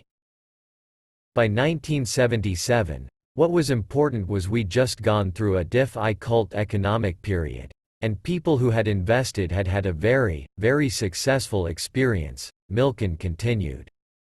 Those investors who had conference idents in '74 achieved rates of return in excess of 40%. And it was their enthusiasm that then fueled this market in 1977.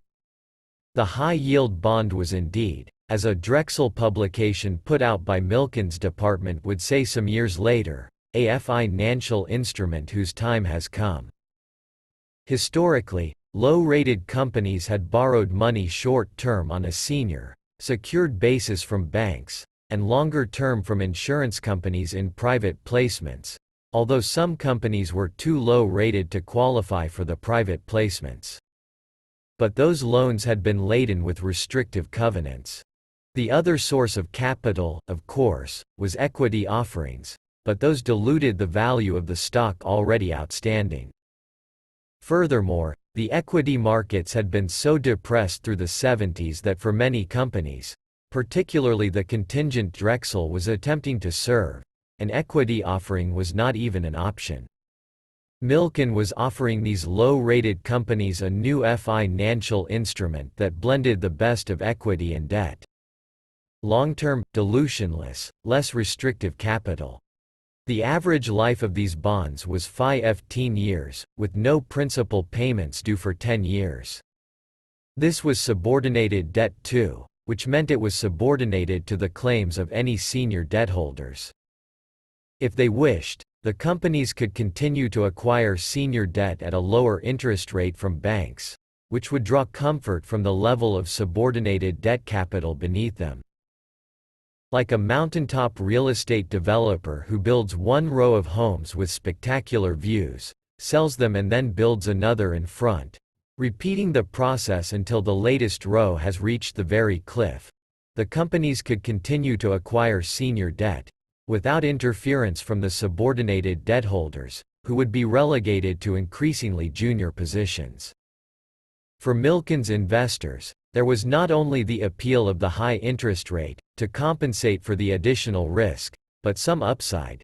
These companies' ratings might be upgraded. Furthermore, Milken guaranteed the investors liquidity.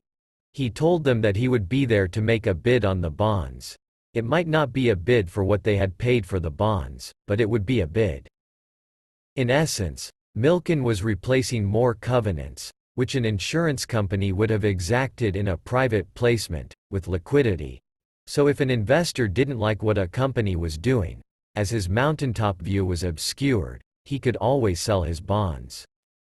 And for Drexel, these bonds offered a walloping commission of 3 to 4% of the principal amount, as contrasted with the standard rate of 0.7% charged for underwriting high-grade bonds.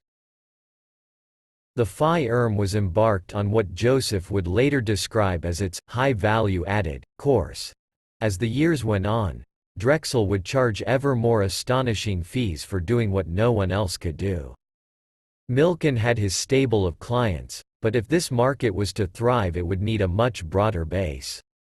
Milken and Joseph quickly determined, however, that they would not distribute the bonds through Drexel's retail system. Milken followed the old Hickman credo on diversify cation. The retail customers with their small holdings would not have diversify ed portfolios, and without diversify cation Milken was convinced he would ultimately kill his clients. The way to reach those retail buyers, Milken and Joseph decided, was to invent high-yield bond funds, where the portfolio would be diversify ed. First Investors Fund for Income, FIFI, had been operating essentially as a high-yield bond fund since Milken began tutoring David Solomon, in the mid-70s. In 1976 FIFI had asked Drexel to raise capital for it. The project had foundered for close to a year, and now, in the spring of 1977, with the new junk bonds starting to be issued, Drexel's G. Christian Andersen and David Solomon set out on a cross-country roadshow to raise about $17 million. We took the story of high-yield bonds to the masses and to Wall Street and started to acquaint people with what the performance record of FIFI had been, Andersen noted. I saw there was a real market out there. FIFI became the FIRST of the new high-yield funds, followed by Drexel-led underwritings for about a half dozen more before the end of 1977. This was when the nomenclature, at least at Drexel, changed. As one Drexel investment banker remarked, "We knew we couldn't go to the public and ask them to invest in junk." For the public, the allure was simple.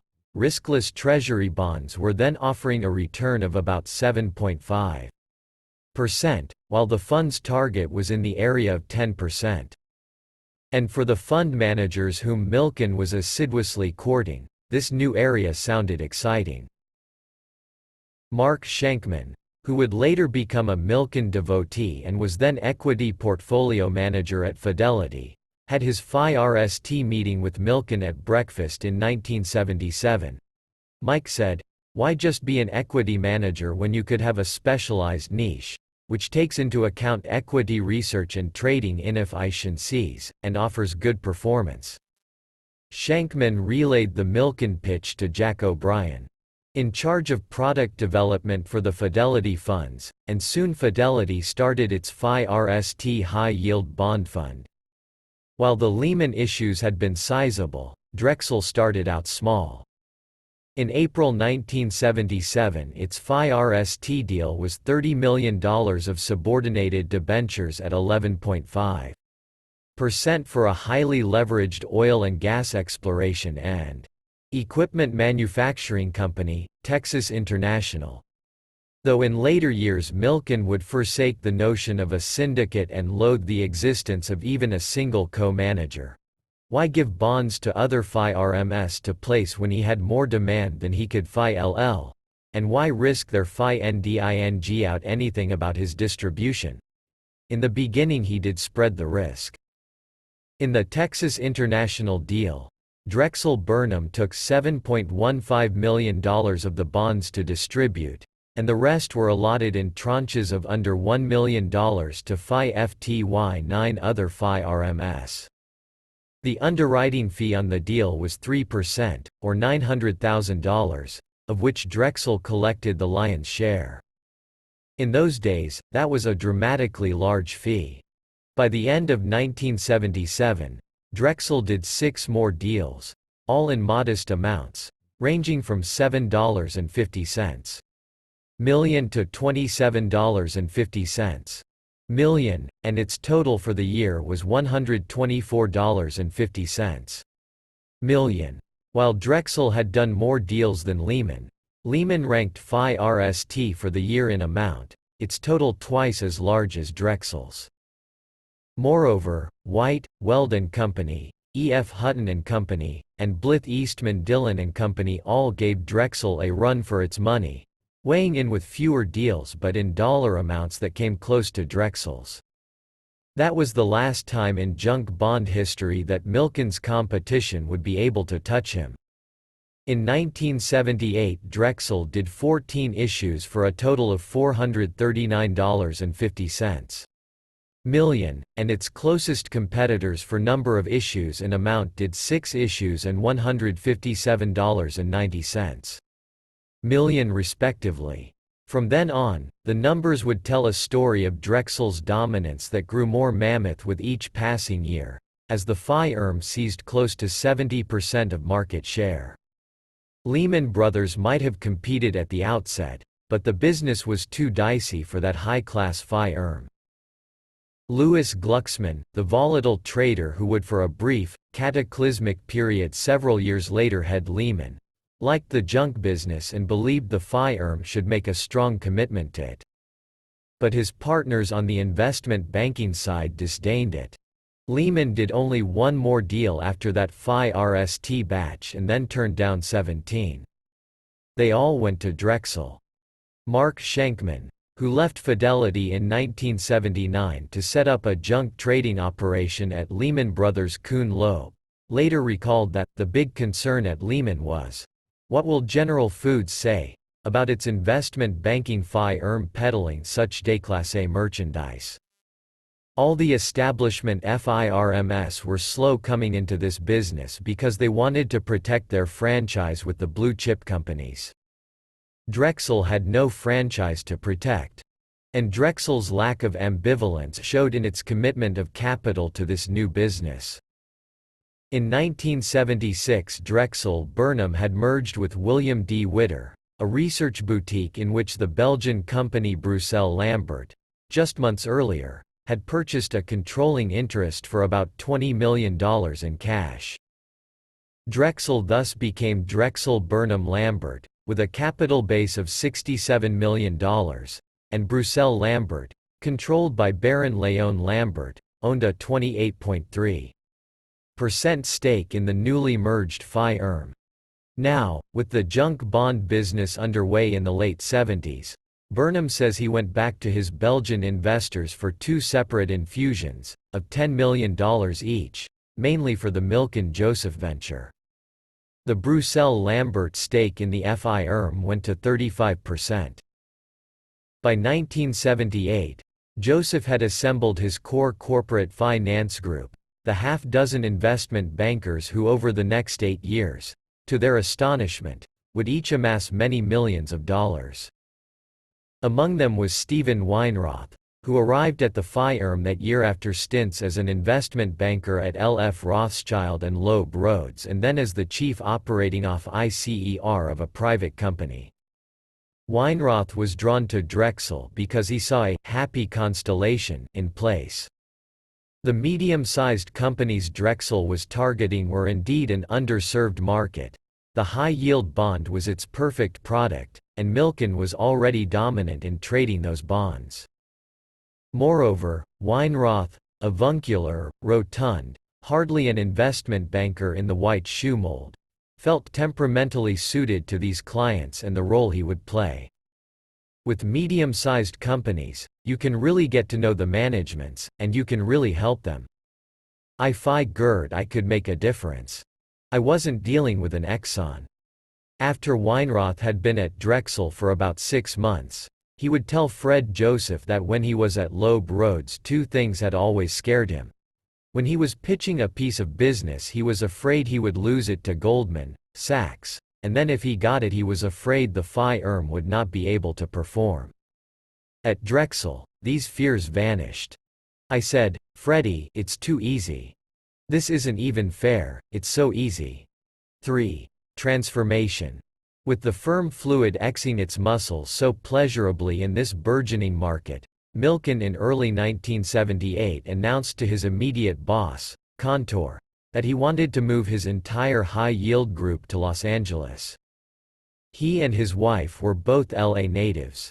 The winters in the East were too hard on her and their young children, who were sick a great deal, and he and his wife were intent on going home.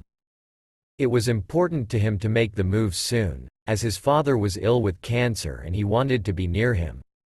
Furthermore, it made business sense. He would be able to work a longer day, since California was 3 hours behind New York. There apparently were other factors. As one Drexel executive would put it, the nervous Nellies at the firm, especially Tubby Burnham, were driving him crazy, always worrying about the size of his positions, and he wanted to put some distance between himself and them. Others said Milken wanted to escape the bureaucracy that was a requisite part of life in the firm, even for him, who had managed to shun much of it. Out in LA he would be far freer, while Joseph, more important to him than ever, would be his proxy back in New York. In sum, Milken would have his own fully integrated, insular, autonomous and delightfully faraway shop. The natural extension of what he had begun 5 years earlier, after the Burnham merger. Milken's decision hit the firm like a thunderbolt. It would cost the firm millions to open up a full-scale trading operation in Los Angeles. The very engine of the firm would be situated 3,000 miles away. Milken, who was fiercely independent and aggressive, would be harder than ever to keep in check. But the point is that it was Milken's decision, not his request. Contour said later, "What could we do? Mike was making 100% of the firm's Professor ITS. It was not as though Burnham and company had been a shell when Milken arrived. The firm had been Professor I-table every year of its 40-odd-year history. It had had the strength to take over Drexel Firestone at a time when many submajors were folding or being absorbed. But Milken's Professor ITS were so astronomical that when the Professor ITS and losses of all the departments in the firm were calculated, the others cancelled one another out and Milken's Professor IT figure was that of the firm, overall. Almost as stunning as the fact that a 31-year-old trader could dictate to a Wall Street firm that it move its major base of operations to the hinterlands of Los Angeles, where no other firm had even a meaningful outpost, was the fact that Milken convinced his entire East Coast staff of about 20 traders and sales and research people to move with him.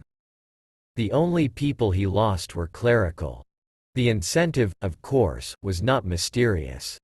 Through the investment partnerships that Milken ran, by 1978 his top people had already become millionaires.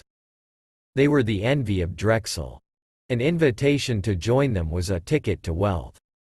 Gary Winnick, who had sold furniture before coming to Drexel in 1972 and by 1978 was selling high-grade bonds to institutions, recalled how Milken recruited him for the move west.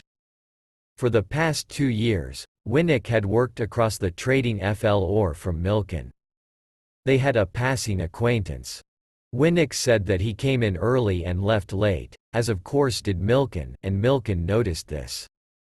Later, Milken would tell him that he admired his work habits. In the spring of 1978, Shortly after Winnick heard that Milken was moving his group to L.A., Milken, who had spoken to Winnick infrequently, asked him as they walked out on a Friday afternoon what he was doing that weekend. Winnick replied that he and his wife were going to look for a house to buy in Westchester County. "Don't buy anything," Milken said. "He's got something in mind for me," Winnick thought to himself. He felt as though his heart were going to jump out of his chest. Winnick was then making about $50,000 a year. Milken's people were widely rumored to be making $500,000, $1 million, more. And they were no more gifted than anybody else in the business. He raced home to tell his wife what the wizard had said, to puzzle over those 3 words, to dream about what he knew could be, if the words meant what he hoped, one of life's greatest opportunities. Several weeks later, Milken finally asked him to join. Winnick was not alone in his assessment of Milken's people as being notable only for their newfound wealth. "None of Mike's guys was anything when he took them on. He created them," declared one former Drexel executive. What he wanted was bodies, but loyal bodies. Disciples. His faithful cavalcade moved west. In later years, Milken, who, though he would avoid the press, was not loath to cultivate the legend that grew up about him, would tell friends that he and his wife made the trip west by car, so as to afford him time away from the phone. She drove, and he sat in the backseat, mired in prospectuses. Another story he told about this trip is more revealing. Not long before Milken and his wife began their journey, he, in Drexel's account, had shorted some bonds with warrants, to buy stock at a given exercise price, attached. When you short a security, you sell it to another party at a given price, for future delivery. What you are betting is that by the time of delivery, when you have to buy the security, its price will have dropped, so you will buy it for less than your selling price. As the Milkens started out, however, the company's stock took off on one of the greatest runs of all time, and escalating with it, of course, were Milken's shorted bonds and warrants. Mike said, "The warrants were going up and up. There was nothing he could do. He just kept stopping and making calls from phone booths all the way to California. It was a very long trip," recounts one former Drexel employee. "It would have been a very hard hit if it had been the FI-RM's capital that took the loss. But by the time Mike got to California, he had managed to lay off the position on his clients." He told that story laughing, especially the part about how he'd been able to lay it off. Milken and his entourage opened shop in a skyscraper at 1900 First Avenue of the Stars, in Century City, on July 3, 1978, the day before Milken's 32nd birthday. For months there was no name on the door behind which they were trading. Some of Milken's associates say he did this in order to show Burnham that the business was his and he didn't need the Drexel name. Others insist that he felt a sign was unnecessary. His was not a walk-in business for the public, and that the anonymity suited him. "All Mike has ever wanted," maintained one longtime associate, "is to be left alone to do business." Milken was serious about the longer workday. He set the clocks to New York time, so that everyone would remember that they were living by New York market hours. He expected his people to arrive by 7:30 a.m. New York time, 4:30 a.m. California time. He bought a house in Encino in the San Fernando Valley, near where he and his wife had grown up. Encino is a pleasant, well-to-do California suburb, but it has none of the palatial sweep of Beverly Hills or Bel Air. Milken, however, has no taste for such splendors. In Encino he was surrounded by family. When he arrived, his parents, his father has since died, lived nearby in a modest California ranch house, as did his brother, Lowell, in a larger one. His cousin Stanley Zaks had just become chairman and president of the Zenith National Insurance Company, and the large Zenith building, with a Drexel retail branch on the Phi Rstfl or, was a half-block from Milken's parents' home. The nucleus of Encino is Gelson's, the super-fancy supermarket where Milken would often go on a Saturday morning, accompanied by a fluid ache of his children and their friends from the neighborhood. These were not stolen, unproductive moments. Milken enjoyed doing this because he was interested in the business of Gelson's and liked to see how things were priced and displayed. He likes children, generally feeling more comfortable with them than with adults, but their presence too had purpose. They would pick out their favorite products, and then Milken knew what was hot. For Michael, there are no chores.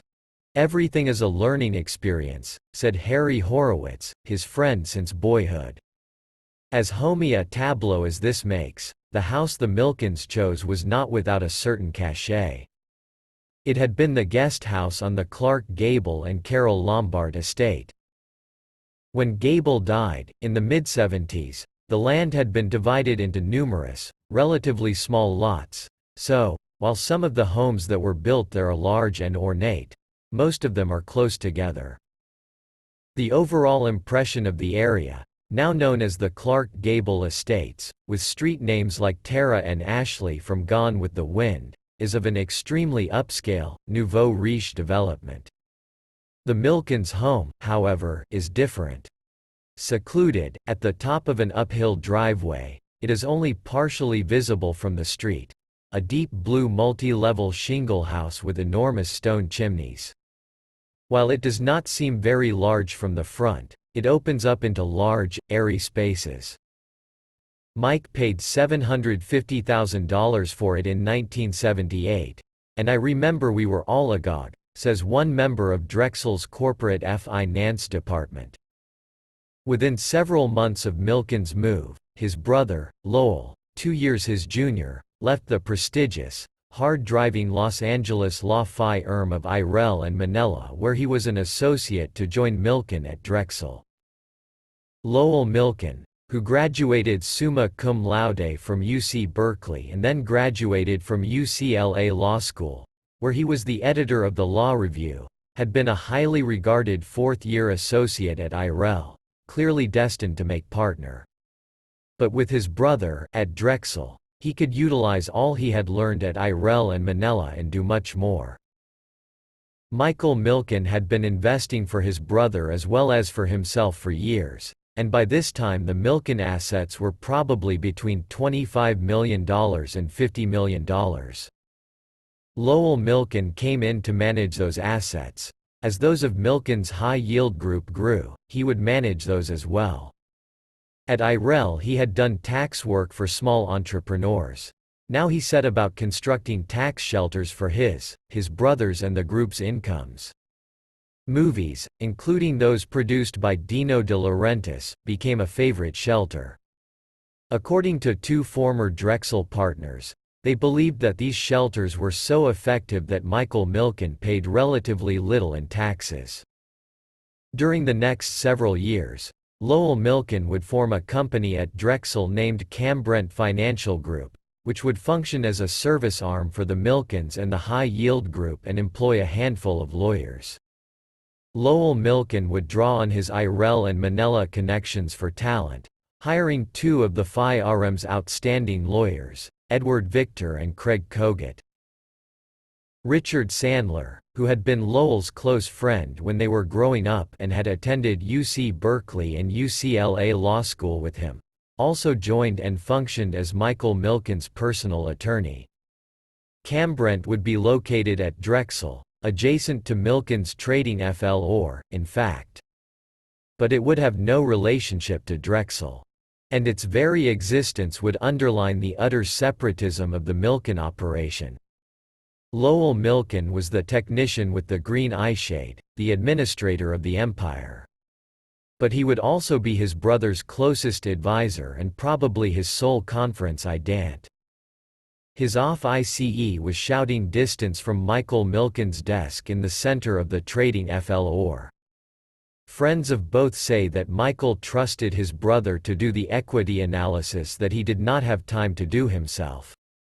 While Michael was a creative fount of ideas, in perpetual intellectual motion, Lowell distilled, rejected, organized, and attended to the legalities. He was a fail-safe mechanism for Michael. Michael made no important decision without consulting his brother. Other functions of Lowell's are less touted. Shorter than Michael, also sporting a toupee, Lowell was so abrasive that he would soon make Michael, notorious for driving his people by insult, look almost beneficent. The two did an effective good guy, bad guy routine. Michael would say, in response to a request from a group member, that it was fine with him, just check with Lowell. And then Lowell, his rage triggered at its mention, would summarily reject it. Lowell came to be regarded within the firm as Michael's hatchet man and would be feared and disliked by some in Milken's group. He shared his brother's obsession with control, and it seemed to lapse over into his personal life as well. Lowell's wife was said by employees at Drexel to wear a beeper. But however much animus existed between group members and Lowell, no one could come between the two brothers. Michael Milken's power did not go to his head in a way that impaired him as a salesman. Not long after he arrived in LA, he called James Kaywood, who had just arrived in Houston to run a high-yield bond fund named American General Capital Management. Mike said, "I hear you're the new high-yield manager." Kaywood recalled, "I'm Mike Milken. Why don't you get on a plane, come out here, we'll spend some time and talk about the high-yield market." I said, "Mike, I've been in this business 10 years as a salesman. I know it's customary for the salesman to come to see the customer." He said, "You're right." And he walked in the door one day later, Kaywood added. Milken arrived carrying under his arms two enormous files, like carousel cases, each weighing about 30 pounds. He said, "Every bond you want to talk about is either in here," pointing to the files, "or in here," pointing to his head. There were about 150 to 175 issues, however many, he could tell you the name of the chairman's cat. He cut the wheat from the chaff. This is what's good about these guys, this is what's bad. Kaywood thought that Milken had to be the world's best bond salesman. He had an almost unbelievable memory for prices that bonds had traded at years earlier. Kaywood also thought Milken was a workaholic, and told him so. Mike got sort of insulted. He said, "I don't think I should be criticized for working hard. Some people like to play basketball. Some like to play golf. I like to work hard." That night, after Milken and Kaywood had dinner, Milken boarded a plane for Los Angeles at 11 o'clock Houston time. Kaywood estimated that Milken would have arrived at his home in the San Fernando Valley about 4 hours later. When I got to work the next morning, it was 5 a.m. California time. Mike had already called. The man is a machine. By late 1978, demand was outpacing supply in the junk market. There were 11 high-yield mutual funds. At American General, Kaywood had $150 million to invest and was receiving $1–2 million more a day. Like other high-yield funds, American General promised clients large monthly dividends, so even if the bonds didn't make sense to buy, Kaywood said, you had to buy them. Offerings, moreover, tended to be small. You were lucky to get 10% of a $25 million offering, Kaywood declared. So that was $2.5 million.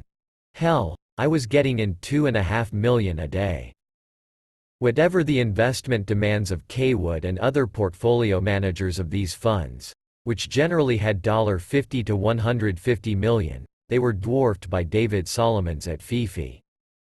By the end of 1978, Solomon had $400 minus $500 million. Solomon, therefore, could not afford to be choosy, and he opted of necessity for a bottom fishing approach, buying up the dicey bonds, the junkiest of the junk. Less than 2 years after Drexel had issued its FI-RST junk bond offering for Texas International Company, Then, a market with well over $2 billion in new issues had been created. Companies were lining up to issue the bonds. Buyers were clamoring for them. And Milken, with his core group holed up in Century City, was the undisputed patriarch of this new universe. Years later, junk buyers who met him then would recall the fervor of Milken's pitch. He didn't just say, he preached, one buyer recalled. He was like a messiah, preaching the gospel. He had this total single-mindedness of purpose. If my purpose was to try to help people, maybe I was single-minded, Milken responded, in an interview in 1987. The marketplace was willing to invest in long-term, FI-XED income securities of non-investment grade companies. I felt it was our responsibility, in terms of making a contribution to both parties, the companies and the investors. To me, Milken continued, it was a form of discrimination, to discriminate against the management and employees of a company which offered value-added products and services, all because he didn't get a certain rating. It seemed grossly unfair. So I would not have been true to myself if I didn't use the tools I had to try and raise capital for these people. If you say to me, what characterizes Drexel? Milken concluded, it's a commitment to helping people, being there when they need you. What Milken had formed went far beyond his inspired salesmanship. One buyer who accepted his invitation to come out to see him in Century City in January 1979 was Howard Marks, who had managed money at Citibank for pension clients and was about to start managing a high-yield mutual fund there. Later Marks moved to LA to join Trust Company of the West, where by the mid-80s he would be investing a portfolio of about $2 billion in junk bonds. After his visit, Marks thought that Milken's operation would make a great case study for Harvard Business School. He was struck by the completeness, the circularity, what he calls the yin-yang of Milken's creation. As Marks recalled, he had the issuers. He had the buyers. He had the most trading capital of any firm. He had the know-how. He had the best incentive system for his people. He had the history of data. He knew the companies. He knew their trading prices, probably their daily trading prices going back at least to 1971. He had boxed the compass. It was, indeed, all in place. A springboard moment. And now Milken was about to add a new dimension to his fabulous farrago. For the past 10 years he had been building his following, earning their fealty. With his extraordinary acumen and Tubby Burnham's capital, he had been able to line the coffers of already wealthy men like Lindner, Rickless, Steinberg and Tisch. Others, less successful when Milken found them, owed him more. He had transformed David Solomon of First Investors into a star portfolio manager. And, through his trading partnerships, he had transformed his key people from non-achievers into millionaires, binding them to him with their newfound, albeit largely untouchable wealth. As Milken's universe expanded from trading to incorporate the original issuance of junk, however, the bounty that was his to distribute increased exponentially. Now he had a product which would not simply allow some wealthy investors to make a killing, buying for the upside, but could transform a dissolute financial institution into a powerhouse. And he had pools of capital that could be tapped to transform small-time entrepreneurs into major, and ever-grateful, corporate players. There were many who would professor IT from Milken's new, expanded abracadabra powers, and who would jump to do his bidding. As the FI-RST of them, Stephen Wynn, would say to Forbes magazine years later, about Drexel, they made me. Shortly after Milken arrived in Century City, Steve Wynn came to see him. 5 years earlier, Wynn had taken control of a foundering, third-rate casino in downtown Las Vegas, the Golden Nugget. He had added a hotel to the gambling operation. Golden Nugget's pre-tax professor ITS had been $1.10 million the year before Wynn assumed control. By the end of 1978, they were $7.70 million. But the Golden Nugget was still a sleazy joint, and Wynn had bigger ambitions. He had spent Memorial Day weekend in Atlantic City, where he visited the newly opened Resorts International. The crowds, in lines dozens deep for the slot machines and the gaming tables, had stunned him. He had never witnessed such raw, pent-up demand. Wynn had decided that Atlantic City was the future and he was going to get a piece of it. All he had to do was raise $100 million to build a Golden Nugget there. $100 million, for a company which had a $10 million net worth and $3 million in income. It was ridiculous. Wynn exclaimed in an interview in 1986. Wynn's close friend was Stanley Zaks, the chairman of the Zenith National Insurance Company. Zaks knew I was dealing with a small broker, Wynn recalls. He said, "Get your ass on a plane and meet me at 1900 First Avenue of the Stars, the 13th floor, and I will introduce you to the only guy who can do this, my cousin." I got there and Stan introduced me to this young kid, 32, wearing jeans, a plaid sports shirt and black loafers. Stan told him he'd known me for 10 years and that I was good at my business. I told Mike about Atlantic City. He asked me brief, terse questions. He asked for annual reports of Golden Nugget. Asked where I'd gone to school. I'd gone to Wharton. He said, "I'm in the bond department. I don't bring in clients, that's the job of corporate finance. On the other hand, I usually can persuade them to look at things my way." I didn't realize how humorous that was. "I'll tell you what I'm going to do. You think you need $100 million. I think you need $125 million. I don't like people to be underfinanced. I'm going to do your deal. The firm has turned down Harrods, Bally's and Caesars. They don't want the gaming industry, don't want the association. I don't think they should have turned down Harrods. Get in that plane and go to see Fred Joseph in New York. Be there at 8 a.m. Monday. Joseph will go and try to convince Tubby Burnham and Bobby Linton, who had become president of the firm, succeeding Mark Kaplan. Wear a regular suit. Do you have shoes with laces?" Wynn shook his head. "Well, dress conservatively." Linton was nervous, but Burnham finally overruled him and decided in favor of it. There were good reasons to take the gamble. Wynn had a track record. He had his own money in, something which carried a lot of weight at Drexel. Nearly his entire net worth, about $2 million, was in Golden Nugget. Moreover, the gaming industry was essentially without investment banking services because no other firm wanted the taint and gaming was not considered a growth industry at the time. If Drexel could overcome its queasiness, it could probably have the whole industry. And besides, Milken wanted it. Over the next 2 years, Drexel raised not $125 million but $160 million for Wynn's idea. The capital came largely from mortgage debt, with some subordinated debt and small equity offerings. So Wynn's ownership stake, roughly 20%, was barely diluted. And 6 years later Wynn's $2 million stake would be worth about $75 million and he would sell the Atlantic City Casino for $440 million. It would turn out to be, as one corporate finance professional who worked on the deal says, a grand slam home run. "I was the FIRST, investment banking, client that Mike brought in," said Wynn proudly. He saw it. He saw that Drexel could get control of the whole gaming industry. And they did.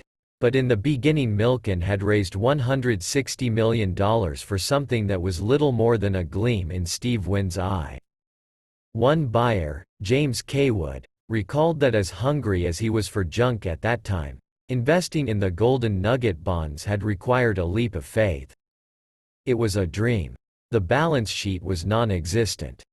Those of us that bought were doing nothing but betting on number 1, Drexel, and number 2, Steve Wynn, said Kaywood.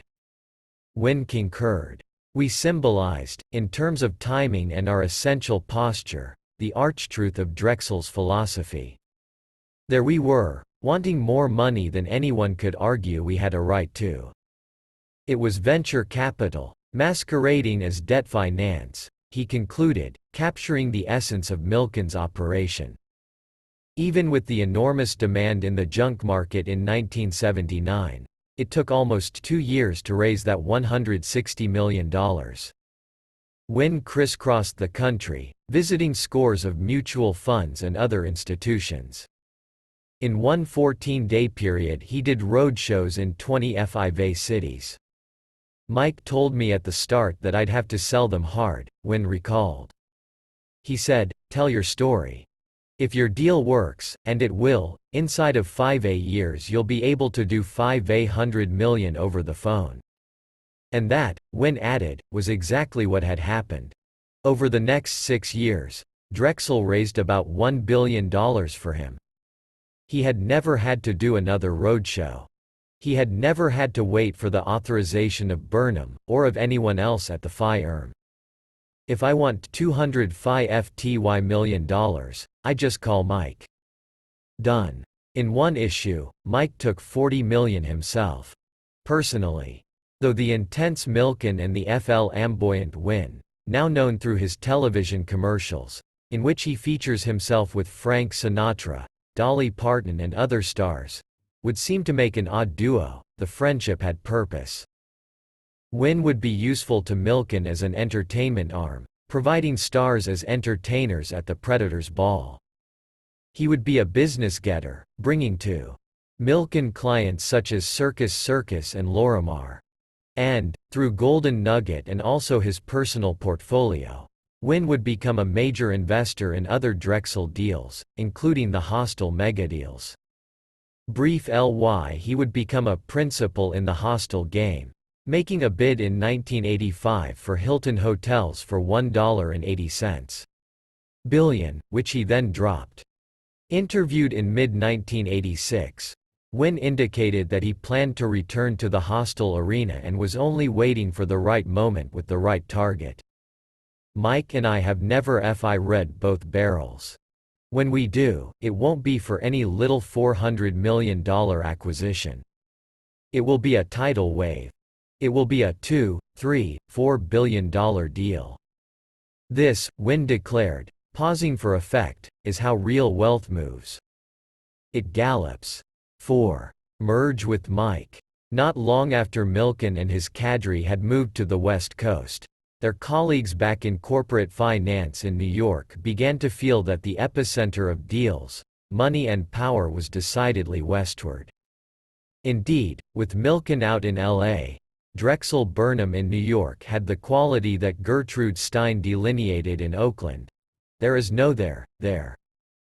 In September 1979, Joseph and a select group from his corporate finance department held a session with Kavas Gobay, a consultant whom he had used for years and whom Joseph's colleagues teasingly referred to as his guru, to address their unease.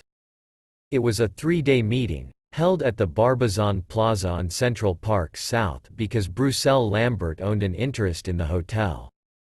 Gobay's groups are reminiscent of the 60s Encounter or T groups. The goal of those earlier human potential movements, of course, was spiritual, or emotional development, while Gobay's, fit tingly for the late 70s and the 80s, is the achievement of business purpose. But the process is similar. About a dozen people participate in intense, almost unbroken morning-to-night sessions held in a hotel suite and usually lasting for 2 or 3 days. There is comfortable furniture and a blackboard, on which Gobay writes ideas which seem exciting. There are no telephone calls, no intrusions from the outside world. And there are rules for the interaction. Gobay is enforcer and leader. Born in Bombay, India, Gobay graduated from MIT with a degree in chemical engineering and worked for a number of years with another creativity facilitating group before branching out on his own. One of Gobay's key premises is that most great ideas are, as he says, born bad, by which he means that one is more likely to make one's way to the great idea from the seemingly crazy or outrageous than from the cautious and sensible. Gobi believes, however, that most of us, certainly investment bankers, by and large a conservative, literal-minded group, are conditioned to attack these outrageous ideas with heat-seeking missiles as soon as they appear on our intellectual screens. The sine qua non of his groups, therefore, is that they provide a climate in which all ideas are allowed expression and respect. For example, one idea that would emerge in his group in later years, shortly after Joseph had become chief executive of ICER of the firm, was that Joseph quit his new post and become Milken's assistant. The problem for which this was posed as a solution was that Milken was working too hard, and Joseph was the only one whom Milken would trust to shoulder some of his burden. No solution was found, however. The big bad idea they started with at this session, Gobi says of the 1979 meeting, was, what if there were no difference between corporate finance and the high-yield bond department? At another firm, such a thought might have been unthinkable, with or without Gobi to ward off the heat-seeking missiles. Traders and bankers had long occupied enemy camps on Wall Street. 10 years earlier, the investment bankers in establishment FIRMS were a pedigreed class who originated underwriting business because of their family, school or social club connections. The traders, disdained by the bankers as brutish types with microsecond attention spans, existed mainly to offer supplemental services to the bankers' clients. The 70s, however, had seen a revolution on Wall Street. The end of FI-XED commissions in 1975 incited free-for-all competition, and traditional, long-standing investment banking relationships came to an abrupt end. Relationship banking, in which corporations gave their business to investment banking firms they had known for years, gave way to transactional banking, in which investment banks competed anew on every deal. At the same time, wildly fluctuating interest rates caused tremendous volatility in the market. As new financial products were introduced, what became crucial was the ability to perform transactions, and to do it instantly before the opportunity passed. As life was becoming more difficult for the bankers, then, the trader's star was rising. Trading became a strong professor IT center in most major investment banking firms, often surpassing the bankers. Notwithstanding the traders' much amplified contributions to the bottom line, however, the bankers continued to scorn them. And the contempt was mutual. The traders generally regarded their corporate finance partners as masters of little but the long lunch. The clash of these two cultures was endemic on the street. But not at Drexel Burnham. There was no war, because there was nothing about which to fight GHT.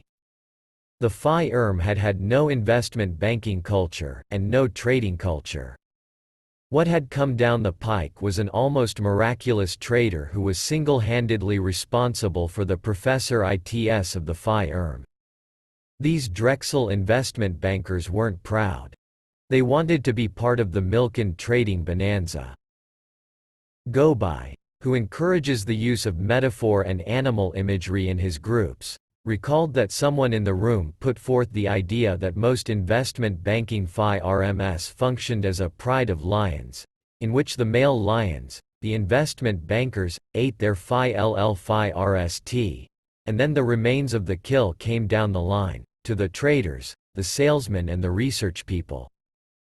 What they ought to do at Drexel, someone else ventured, was function as a wolf pack, with all of them bringing down the kill and all eating together.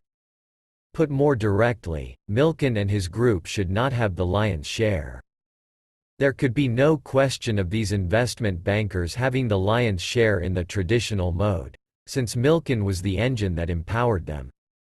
He needed the product they brought him, it was true, but he could replace them in a moment. They could not replace him. But should they be more like him? Should they, to adopt the metaphor, run with his pack? Traders typically had a principal mentality, often using the Phi RM's capital to take positions, whereas investment bankers tended to have an agent mentality, facilitating transactions on behalf of a client, who was in turn the principal. Milken had a principal mentality with a vengeance. He invested not only the Phi RM's capital but his own and his people's Professor ITS. At this point, he was buying the bonds of bankrupt or near-bankrupt companies, at enormous discounts, and investing in some venture capital deals. While his partners in corporate finance did not know just how much money Milken and his associates were making in these trading and investment partnerships, they rightly surmised that it was a king's ransom next to their own incomes, which in 1978 were under $100,000 a year. The issue on the table, then, was whether they should become more entrepreneurial, like Milken, and like the clients whom they were financing with the junk bonds. Someone drew a bar graph of investment banking Phi RMS from 1 to 10, with 1 being the most institutional and 10 being the most entrepreneurial, FIRMS, which made a practice of putting their own capital at risk in deals. Merrill Lynch was at 1. At 2 were Morgan Stanley, Goldman and Solomon Brothers. E.F. Hutton and Dean Witter were at 3.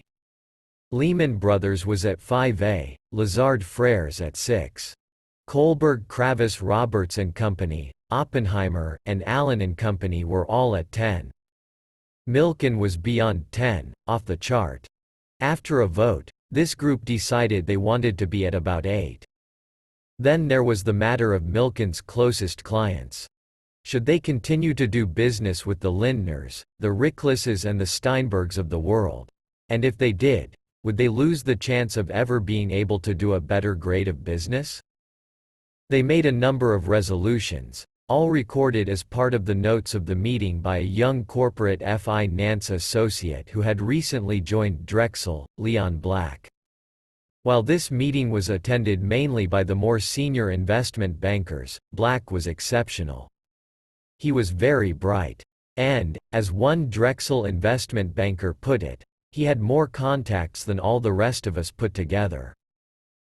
Leon Black was the son of Eli Black, the rabbinically trained corporate chieftain of United Brands Company who in 1975 had jumped from his 44th floor off ICE in New York's Pan Am building, shortly before it became known that United Brands had been paying bribes in foreign countries. Eli Black had had many friends in the business community, and his son could have capitalized on his father's contacts to go to one of the prestigious investment banking Phi RMS. But he wanted to make his own way. So he had interviewed with Fred Joseph and, as he would later say, bought Fred's act. Now Black wrote that they should find those robber barons, who would become the owners of the major companies of the future, but they should not do this to such a degree that they would share the stigma of such clients. Most of the resolutions, though, had to do with strengthening their Milken connection. Service Milken as a new business source, pick his brain. Get Milken to share investment opportunities. Get Milken to manage corporate finance's money. At one point during this session, investment banker Fred McCarthy said something that Gobi immediately wrote on the blackboard. Years later some of this group's members would use that phrase as a buzzword for much that happened in the amazing times that followed.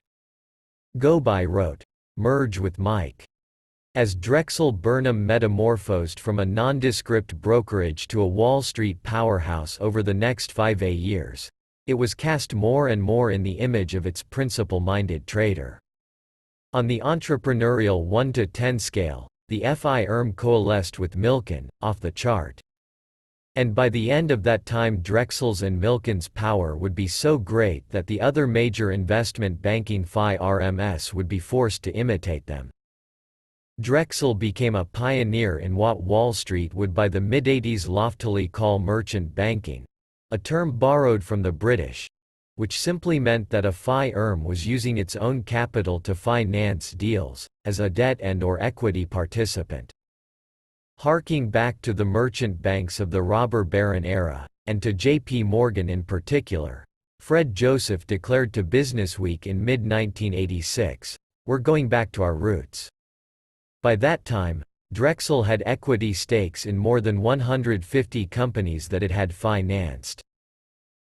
Some of these equity stakes were acquired through Drexel's investing directly in deals as equity participants, some through exchange offers, where Drexel owned debt which was then exchanged for stock, and some through warrants, securities exercisable into stock at a given price, which the firm routinely demanded as part of its fee and junk bond underwritings, starting in the late 70s. And especially in its financing of leveraged buyouts, beginning in the early 80s. Taking warrants as part of a fee was not a novel practice, but was shunned by the more respectable investment banking firms. At Drexel, however, it fight the firm's principle-mindedness. The deals Drexel was underwriting were high risk, at least by conventional perception, and the capital it was providing was not widely available. So, the reasoning went, Drexel deserved to share in the upside with these companies. Furthermore, equity stakes provided some discipline. Theoretically at least, they were a deterrent to doing bad deals, and they added extra incentive for Drexel to devise some solution if a company got into trouble. The owner-manager was a natural corollary of Drexel's own principle-mindedness. Drexel wanted to share risk and reward with companies controlled by managers who were driven by the same incentives of ownership. Milken points out that he had seen the value of an owner-manager for many years before Drexel began doing original issuance of high-yield debt for its entrepreneurial clients. He had seen it when he called on Rickless, Tisch and Charles Bloodorn, of Gulf Plus Western, and bought their bonds. He says he first understood its importance as a child, when he was helping his father prepare tax returns and had the opportunity to meet some of his father's clients. The difference in the attitudes of those who were owners and those who only felt like employees was clear to him.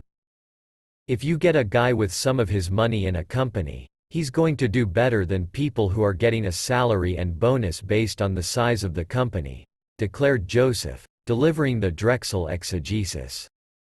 We wanted to finance companies of the future by picking guys who were going to be successful entrepreneurs, and our main discipline was getting them to have their money in the company. And we insisted on it. It may be that the only clients available to Drexel were the aggressive entrepreneurs who seemed to reflect the firm's image, but Joseph claims that those were also the clients that he and Milken wanted. From the early days of the Predator's Ball, introductions of clients giving presentations typically included a reference to the size of those clients' stakes in their companies. Often it seemed as though this entrepreneurial, underdog firm and its entrepreneurial, underdog clients, were in business together. Not only did Milken and Drexel have a substantial stake in many of these companies, often owning both their debt and their equity, but Drexel's corporate finance professionals would typically sit on their boards, in order to further solder the relationship. And the connections did not go only vertically between client and Drexel but also horizontally between clients. For many would be both issuers and buyers. Client A would buy Client B's paper, and Client B would buy Client A's. This was not simply fortuitous. While with the inner circle it may have happened more naturally, later issuers, for whom Drexel would typically raise more capital than was needed, in a deliberate overfunding, would be told that investing in other junk was part of being in the game. So the matrixing never stopped. Milken liked it that way. He thrived on connection. He placed these companies' debt. He knew where virtually every bond was, and had it all entered on his supercomputer system. He owned some of the debt himself. He owned some of the equity. Connection was generative. It helped to ensure client loyalty, increased the flow of information, acted as a means of control. Lines would blur in the investments too. Sometimes Milken invested his own capital, sometimes that of the firm, or of his group, or of a group from corporate finance. 4. By 1981, corporate finance had finally prevailed upon Milken to start an investment partnership for them. In order to make it a large enough pool, the investment bankers did not have huge sums to invest. Milken agreed to match the assets invested by corporate finance with those from his people. Most of the people in corporate finance to whom this partnership was open chose to participate. One who did not was Julian Schroeder, who would leave the firm in 1985 and wage an unsuccessful campaign for Congress. Schroeder said he passed on the investment because he never felt comfortable about it, and didn't like the liability. It was structured as a general rather than a limited partnership, which meant that all who participated would have been individually liable. Another former partner who refused the opportunity said he was disturbed by both the liability and the non-disclosure provision, which stipulated that the only individual to whom Milken would disclose his investments was Fred Joseph. Here we would have this individual liability, which extended to the shirts on our backs, and Mike would not disclose to any of us what he was buying. It was weird. But most of those characters thought he was the Messiah, this investment banker added. The theory was that he could turn lead into gold. Investment banker Stanley Trotman put $100,000 into the partnership in 1981, and by the end of 1985 it had grown to $1 million. The partnership's return was rarely if ever less than 50% a year, and in 1985 it was close to 100%. Given Milken's passion for secrecy, the firm that was being molded in his image could never become a public company. But in 1981 Tubby Burnham, who was at that time still the chairman of Drexel, brought the issue to debate. Milken, of course, was adamant. In a public firm he would never be able to run his trading partnerships for whomever he favored, never be able to build his own autonomous shop based on them, never be able to keep secret what he was buying, what he was making, what he was sheltering. And some executives at the firm were also loath for the world to know what the Professor Its of Milken's department were, compared to the rest of the firms, since it would become clear, as one partner said, that you could just take him out of the firm and have all its value. Milken had his way, Burnham was, as he said, overruled, and the firm remained private. It was aggravating to some at Drexel, among them Robert Linton, who became president in 1977, that while Milken held magisterial sway over the firm, he chose to own none of its stock. Drexel was a firm that prided itself on its equity being broadly spread among its employees, unlike, for example, a firm such as Goldman Sachs, which kept the ownership in the partnership very narrow. Indeed, given Milken's explicit conviction about the importance of feeling like an owner rather than an employee of one's business, and given his practice of accumulating equity stakes in scores of the companies he financed, it was utterly incongruous that he should refuse to own stock in Drexel.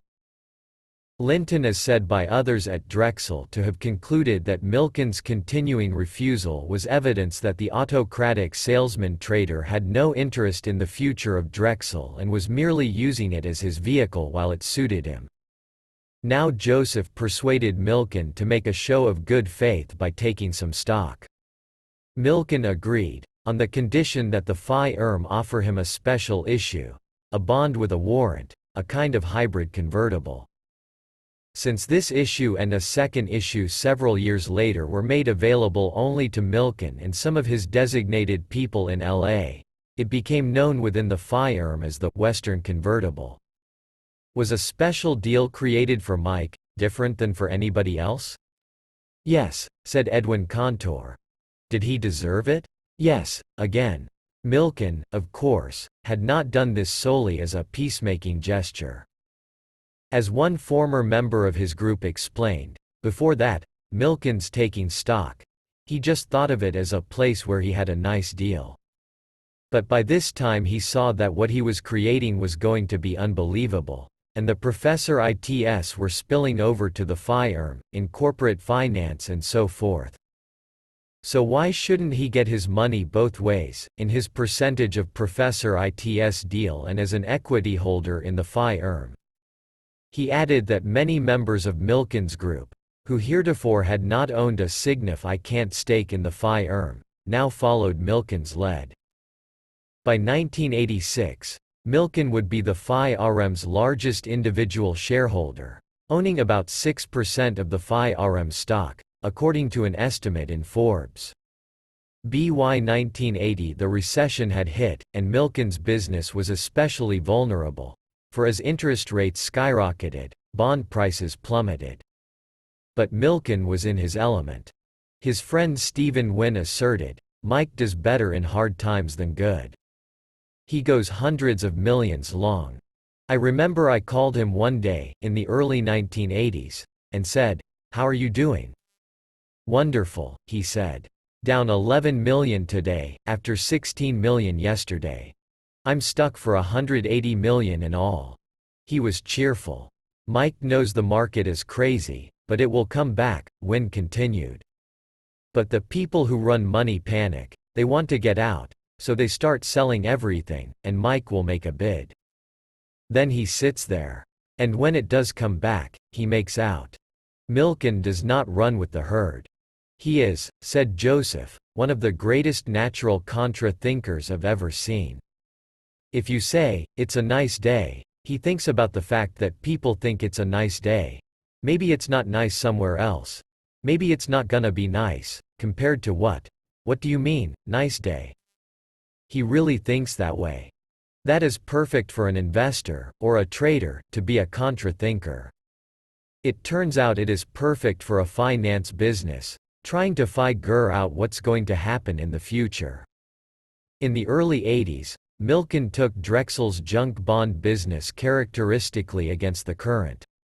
While other investment banking firms, some of which had been only gingerly testing the waters in junk, pulled back in the recession, Drexel kept pushing ahead, taking ever greater chunks of market share.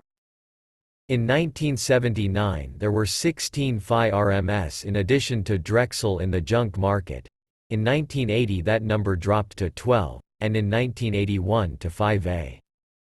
The total amount of junk issued in these years did not vary that much, hovering between $1 billion and $1.50 billion, but Drexel came to be responsible for nearly all of it.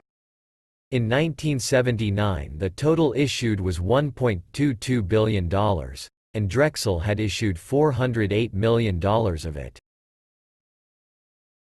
By 1981, the total issued was $1.47 billion, and Drexel had issued $1.08 billion of that total. Drexel did 20 deals that year, and its closest competitor did 3. That competitor was Merrill Lynch, a firm that would try over the next 2 years to stay in the market and challenge Drexel's hegemony. By this time, Milken was already known for the ferocity with which he responded to challenges on what he viewed as his domain. And he and his crew responded to Merrill with the kinds of tactics that would ultimately make them hated by all their rivals on the street. Drexel and Merrill were co-managing a junk issue for Volt Information Services in 1981. Drexel arranged the roadshow that introduced the company's managers to prospective bond buyers. On the plane to Chicago the Merrill bankers found themselves in coach, while Drexel went first class with the Volt executives. And when they all arrived in Chicago, Drexel and Volt were in one hotel, Merrill in another. But the coup de grace came when the Merrill bankers arrived at the site of the roadshow and discovered, too late to notify their customers, that the location had been changed. According to one Merrill Lynch banker, this was no anomaly but almost routine in the early 80s. It got so that when we were co-managing a deal with Drexel and going to a roadshow, we always checked with their customers, to be sure that Drexel hadn't changed the location at the last minute. Drexel stopped this practice by 1984–85, he added. Drexel's dominance was not founded on dirty tricks, only accompanied and perhaps protected by them. Fred Joseph emphasized that it was his and Milken's creativity that allowed them to keep doing so much junk business in the recession. By 1980, soaring interest rates were already causing bondholders to suffer. So, in order to keep luring bond buyers into the market, Milken and Joseph came up with newfangled pieces of paper over the next several years.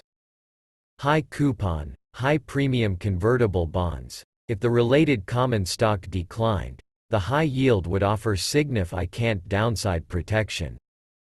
Bonds with warrants. Commodity-related bonds.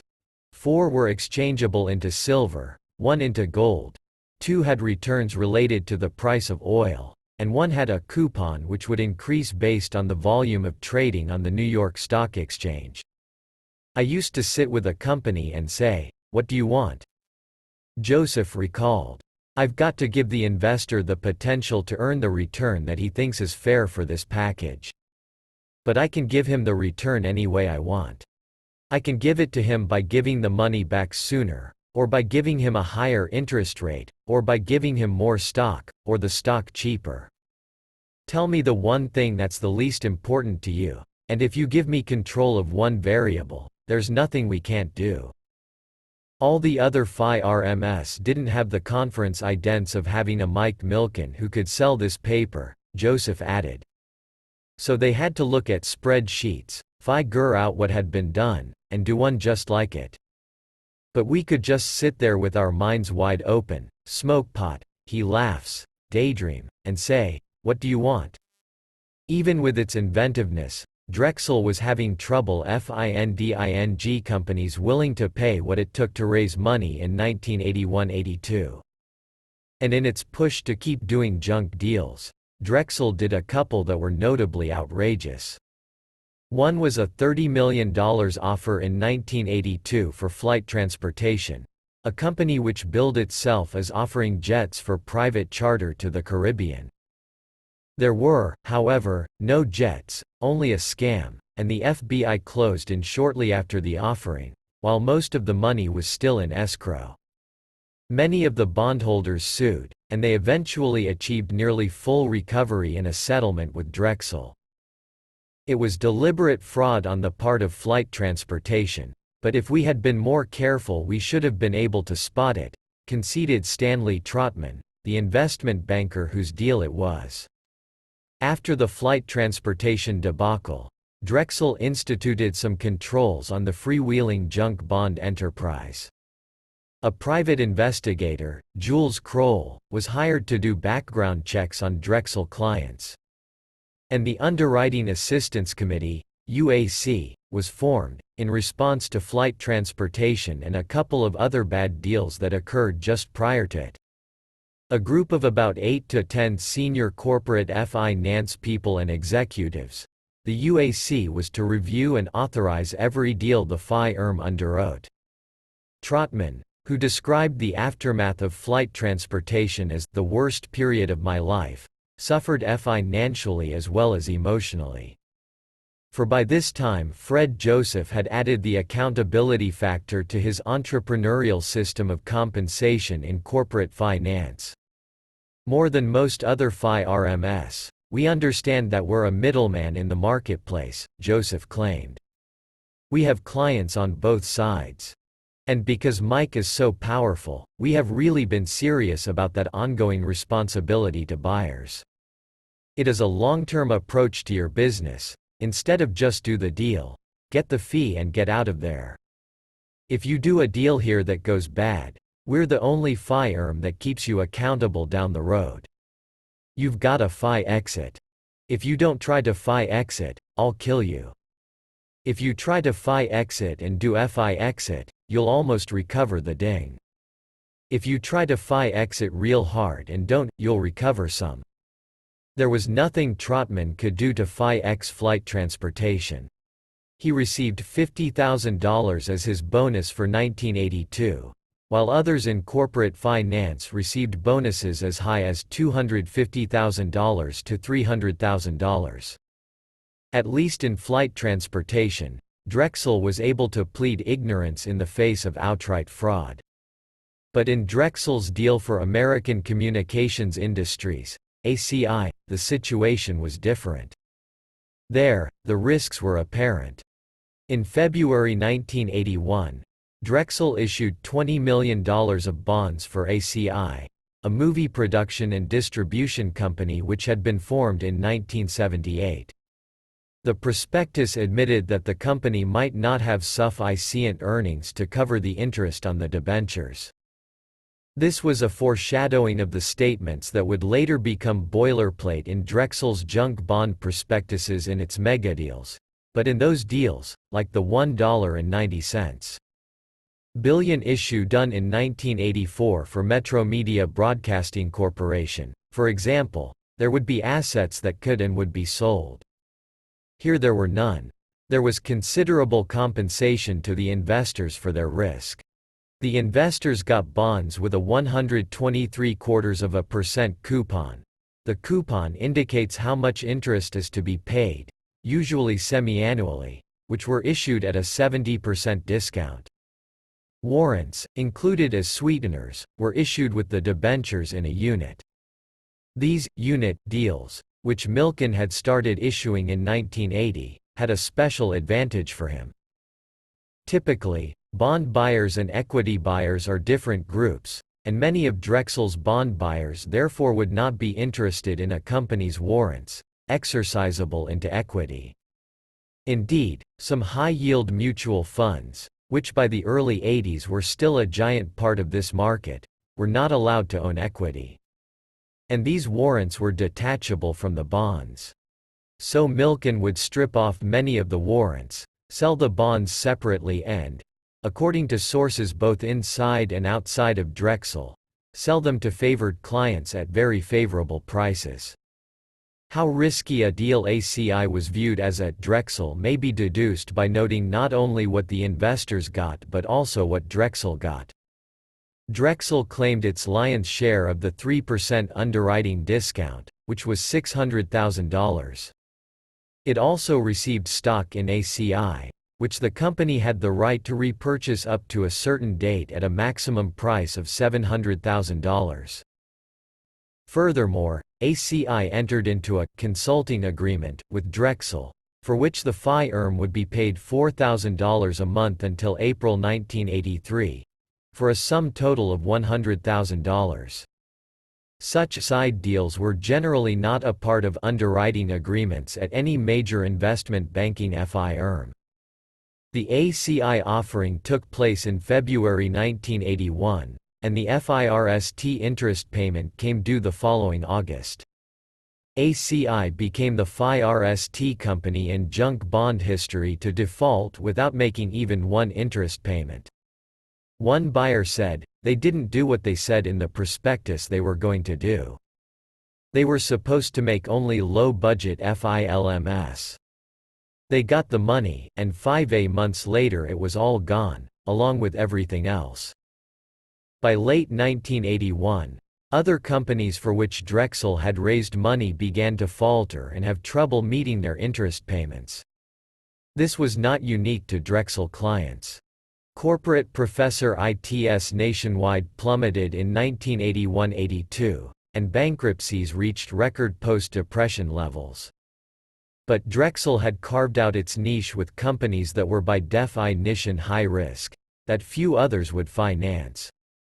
One such marginal client in the mid-70s had to pay Drexel its fee in merchandise, 33 pinball machines, in lieu of cash. There were a bunch of these companies in trouble. We started a special planning committee, which was the workout committee, except that Freddie, Joseph, didn't want to call it workout, Weinroth recalled. We met on Friday afternoons. We'd walk out late on Fridays, and I'd say, Freddie, I want to kill myself, and he'd say, can I go FIRST? We'd never dealt with issues going bad before. Joseph remembered a meeting of the corporate finance group at the Manhattan apartment of David K., who was one of Joseph's Shearson Moff IA hires and was the head of the FL Edgeling Mergers and Acquisitions Group. Milken, in from LA, came to the meeting. Mike was upset that all the deals hadn't turned out the way we'd expected, Joseph said. We educated him that having access to a company's numbers doesn't make you a prophet. He allowed that, but said it was no reason for having him sell his client's paper that turned bad. So Phi exit. What evolved from this dialogue was Drexel's creation and virtual monopoly of a new business, the unregistered exchange offer.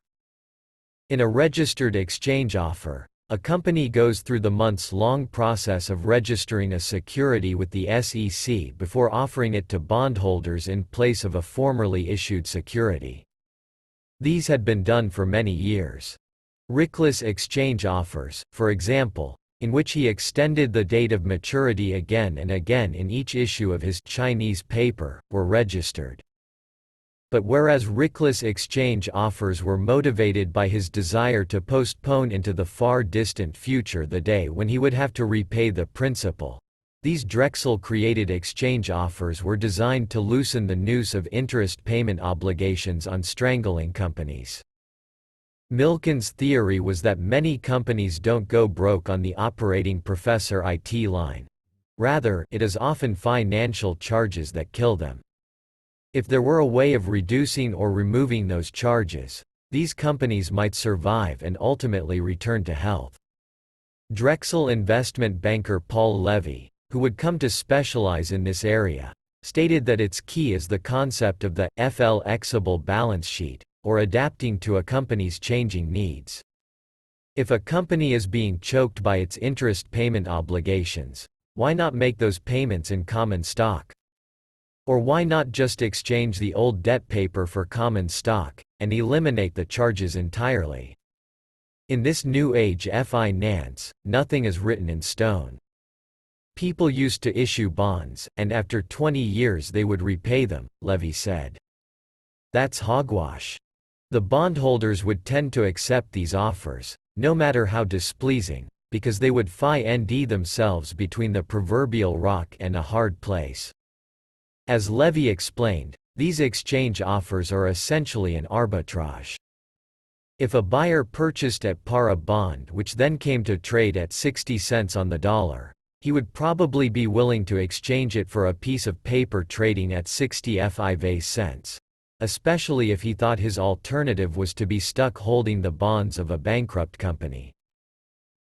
For these remedies to spell salvation for companies in such dire straits, however, they would have to be completed quickly. There was no time for the months-long process of registering with the SEC. Drexel investment banker James Schneider, in the FI-RM San Francisco off ICE, had had workouts on his mind through most of 1981, since ACI was his deal and he had had the responsibility for trying to salvage it. In early 1982, Schneider, who had obtained a law degree before turning to investment banking, claims he realized that the way to achieve these exchange offers with the requisite speed was through the window of Section 3(a)(9) of the Securities Act of 1933. That provision allows companies to offer new paper in exchange for old, without having to go through registration. It stipulates, however, that investment bankers are prohibited from accepting fees for selling or promoting unregistered securities, and they may not solicit for the exchange.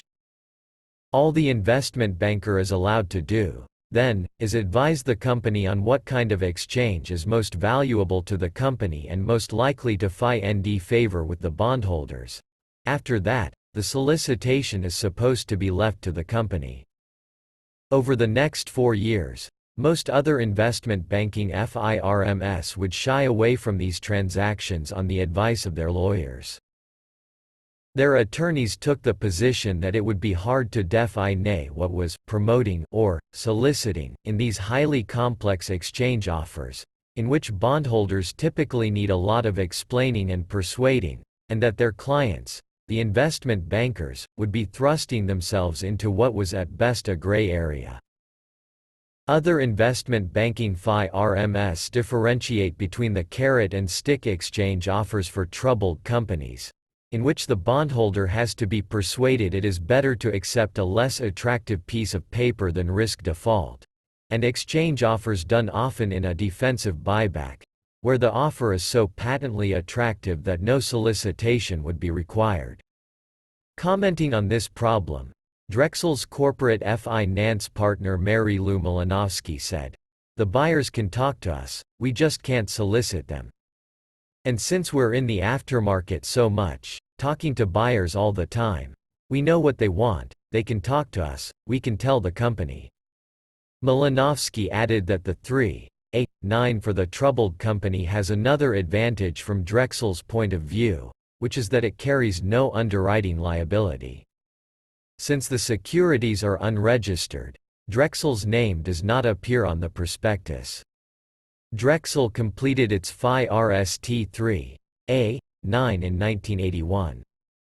Over the course of the next 5 years, it would do about 175 of these exchange offers, the majority for troubled companies, involving a total of $7 billion of junk debt.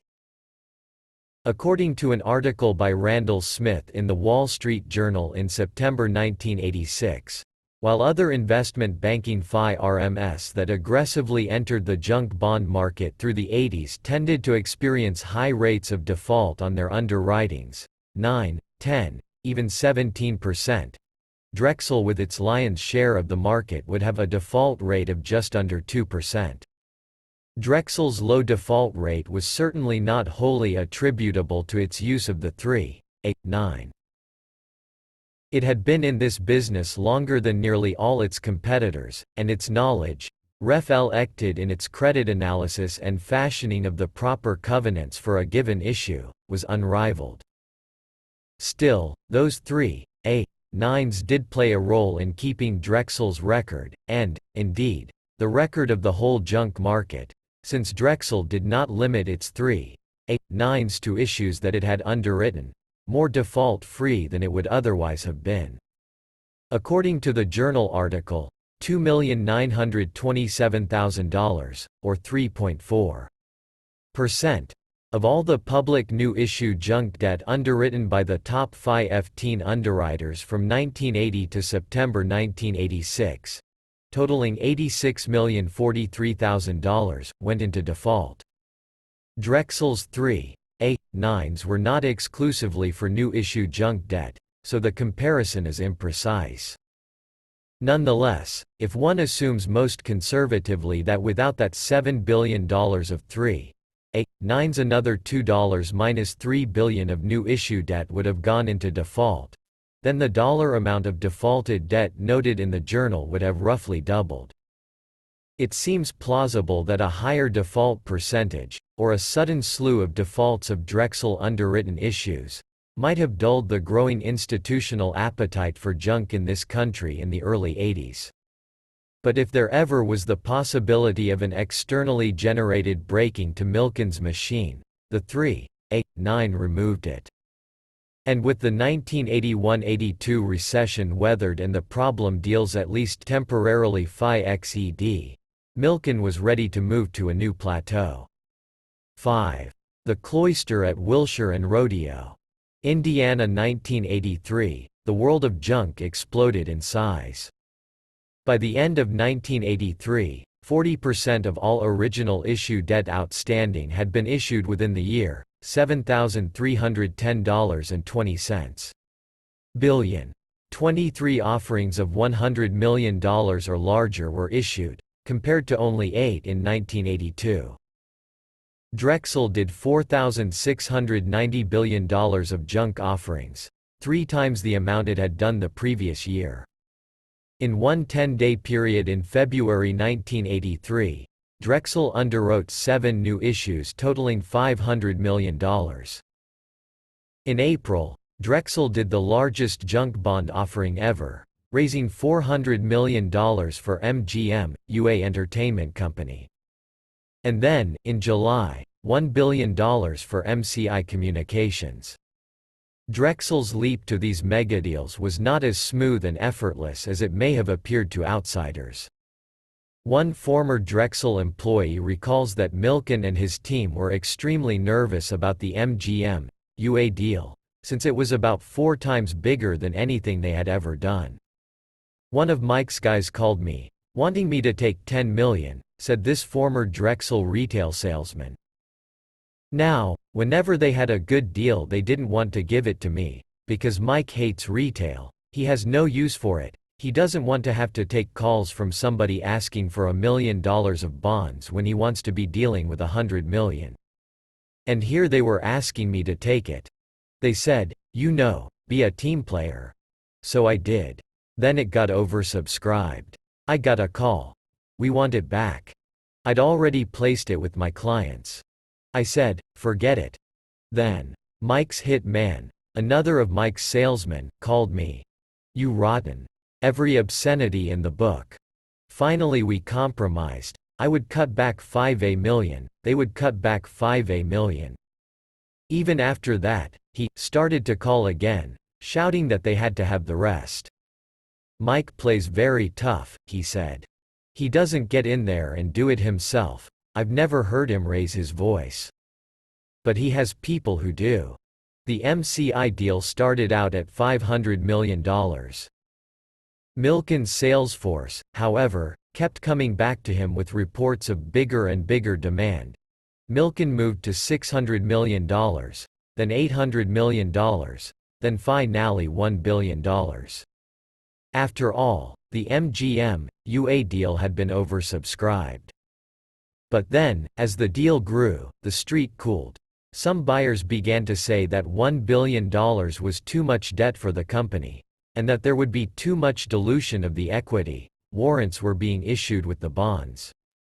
At most investment banking firms, if they had led to do a junk underwriting for $100 million but found they could sell only $50 million, they typically would cut the deal back to whatever they could sell. But Milken had for years now made it a point of honor that he would not cut back a deal. As he would testify with apparent pride in a deposition in mid-1986, I would say also that in my entire career on Wall Street I have never backed out of a transaction once I've agreed to stand up to it, no matter how onerous it turned out to be. This policy presumably sprang not only from Milken's sense of probity, but from his knowing it was good for business. It was meant to, and generally did, incur a sense of deep indebtedness in the client. Marshall Kogan of General Felt Industries, for example, recalls that in the hard times of 1980 Drexel led to raise $60 million for General Felt but found they could sell less than half of that. The firm took the rest. As Kogan said in an interview in 1986, I have never seen that done by another investment banking firm, never. Today everyone wants to bank us, Goldman, Lazard. But no one else would have raised that money back in 1980. And without it I never could have developed the base I have. In the $1 billion MCI offering, according to this former employee, Milken was able to place only about $750 million. The firm took the other $250 million. But not for long. A couple of months after the MCI offering, HITS was born. HITS is Drexel's own high-yield mutual fund, sold by Drexel's retail staff to the public. And in its portfolio was a healthy slug of MCI paper. HITS was not a dumping ground for bad paper, but an outlet for deals where Drexel had trouble selling the paper and so had to buy a lot of it. HITS became one more cog in the increasingly well-integrated, high-powered Milken machine. As the number and the size of deals increased in 1983, so did Drexel grow and prosper. The firm employed about 500 people that year, up from 3,000 in 1979. Milken's group had grown from the 20 or so with whom he had arrived in Century City to 130. In 1978 Drexel had placed 11th among corporate bond underwriters, now it was 6th.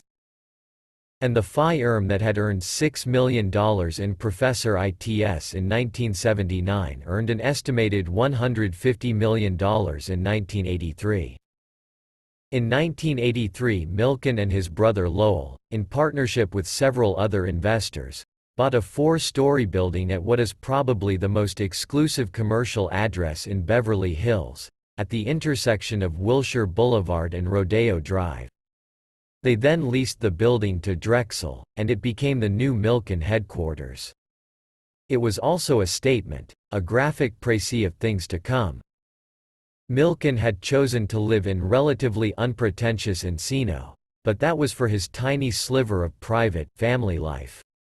For his business, which consumed virtually all his waking hours, he was now setting a very different stage. Milken's new office was smack in the middle of one of the most ostentatious displays of wealth that exist in this country, in a town that spawns every excess that money can buy.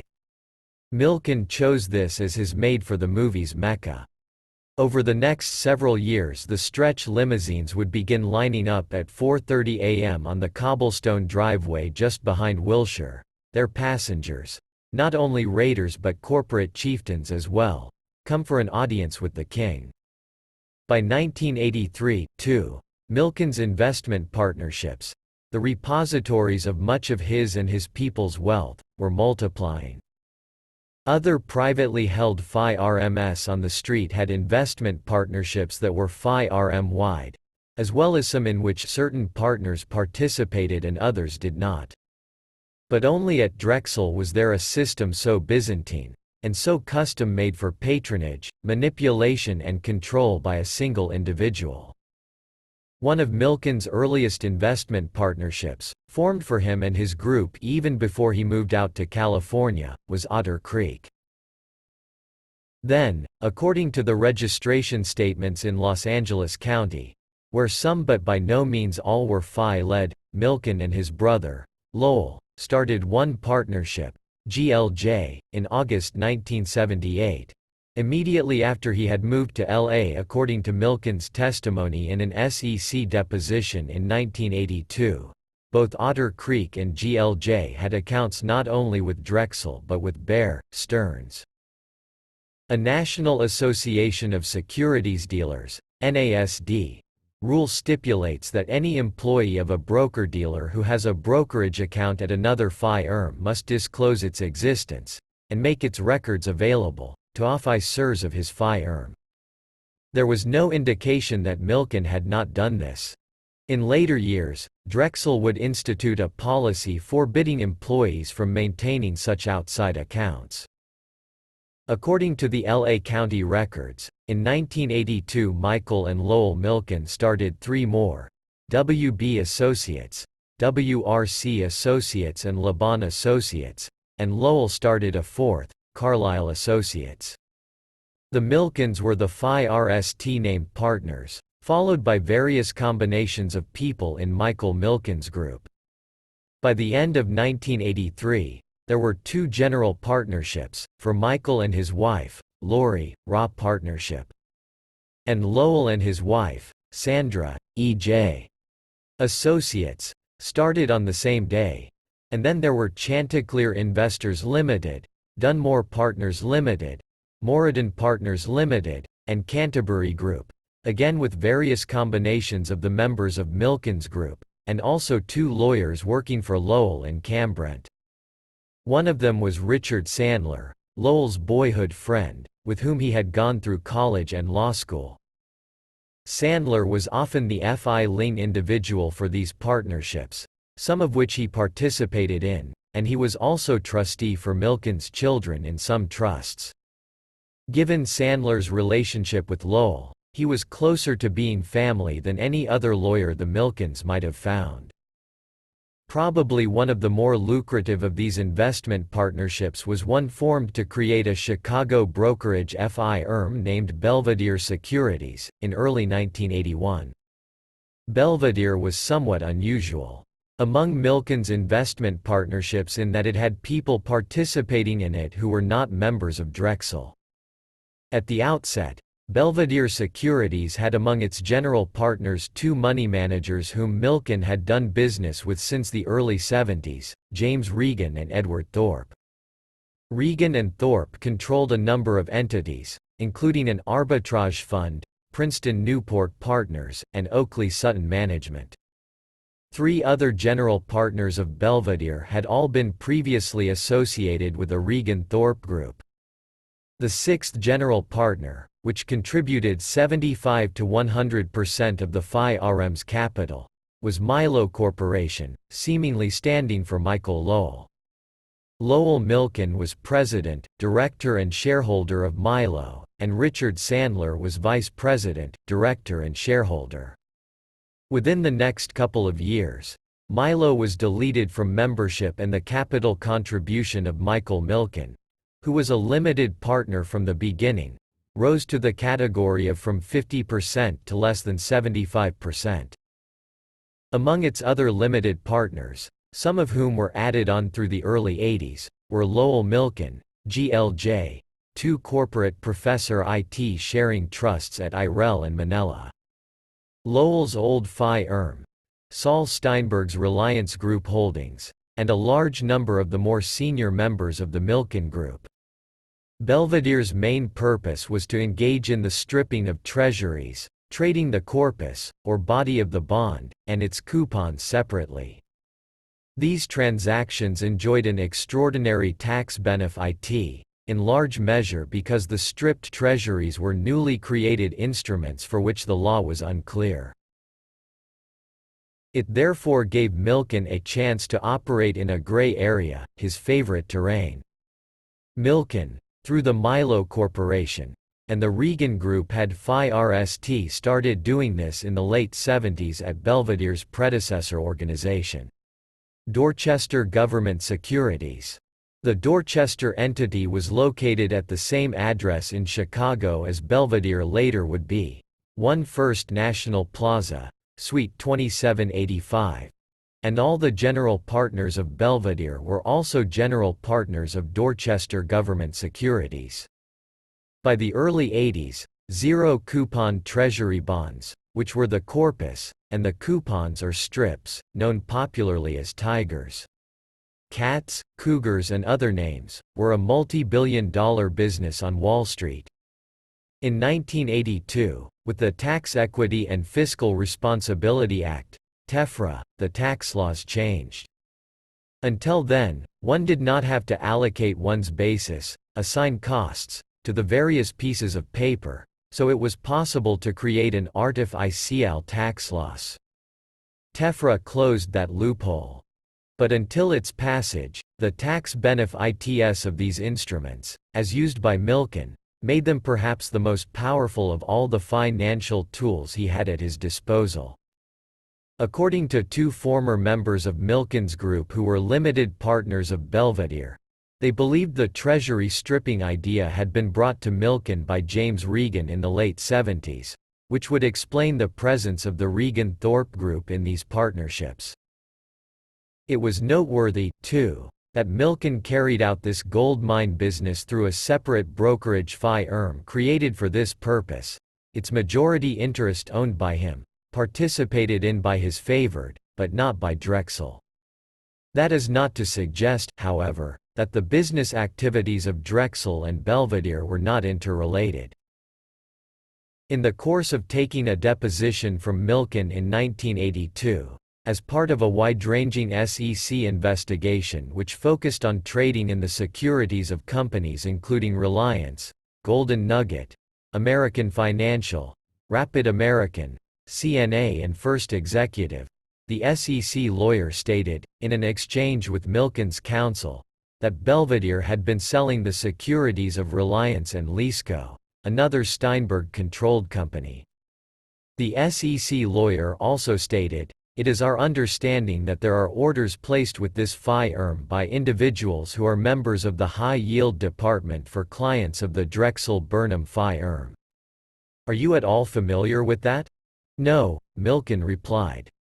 Asked whether Edwin Contour, the head of all Phi XED income trading at Drexel and the person who theoretically had to approve all of Milken's transactions, knew of the existence of Belvedere and the fact that members of Milken's group were its limited partners.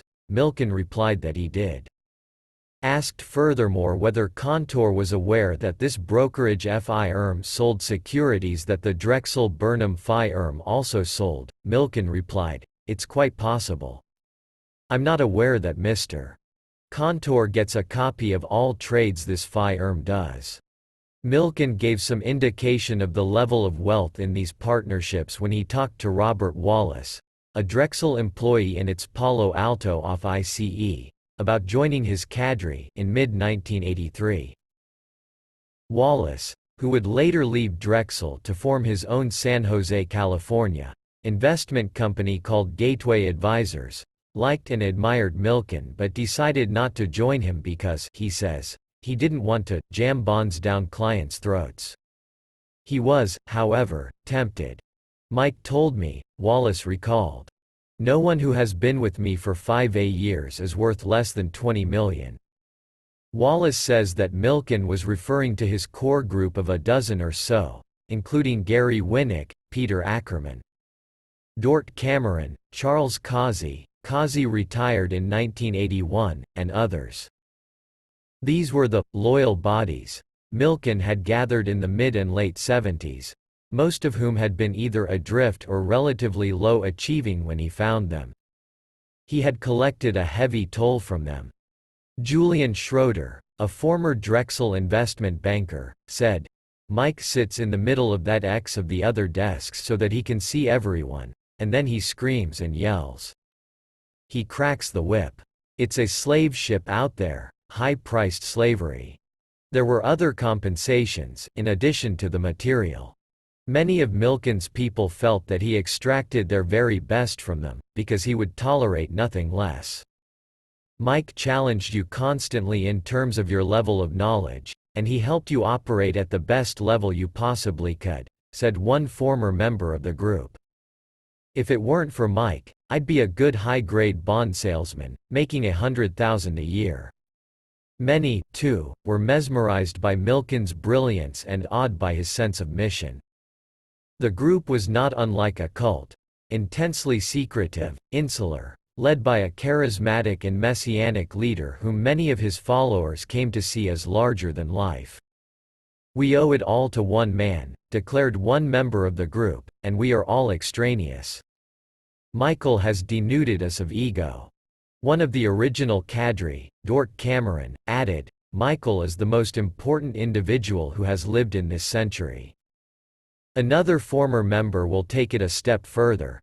Someone like Mike comes along once every 500 years. While his followers deified him, Milken resisted all outward signs of his station. He displayed an utter indifference to title, with a kind of reverse snobism. What Drexel-given title could possibly matter, when in reality he was the king? When questioned about his title in an SEC deposition in 1980, Milken replied, "I'm some kind of a vice president. I'm not sure exactly whether I'm senior or executive or Phi RST. It keeps changing." In what long seemed almost a fetish, he refused, year after year, to have his name or picture in Drexel's annual report. Even Drexel's Phi 50th anniversary retrospective, in 1984, made no mention of Milken. Milken finally explained, in an interview with this reporter in late 1987, "I feel it is not fair for my picture to be there and not everyone else's. It detracts from the community feeling. Everything we do is reflected in that. I sit with all my people as an equal. Our Christmas card lists everyone, whether it's the person who's parking the cars or the head trader. People are much more productive," Milken continued, "when they feel they're part of a team. It should be a collective force. No one should stand on top of someone else. I have always felt it as a human weakness to feel you're better than someone else. Watch the movie Gandhi," he added. "It is harder to motivate people if you are in a limousine and others are walking barefoot." Milken's Preoccupation with collectivism and anti-hierarchical form. More suggestive of a leftist leader of the 60s than of a financier of the 80s. Was further reflected in that 1980 SEC deposition. Asked how many subordinates he had in the high-yield and convertible bond department, Milken objected, "I don't necessarily view them as subordinates." Well, how many people are subordinate to you in the hierarchical structure of the firm? Asked the government lawyer. We don't really have a pecking order. How many people are assigned to the high-yield and convertible bond department in addition to yourself?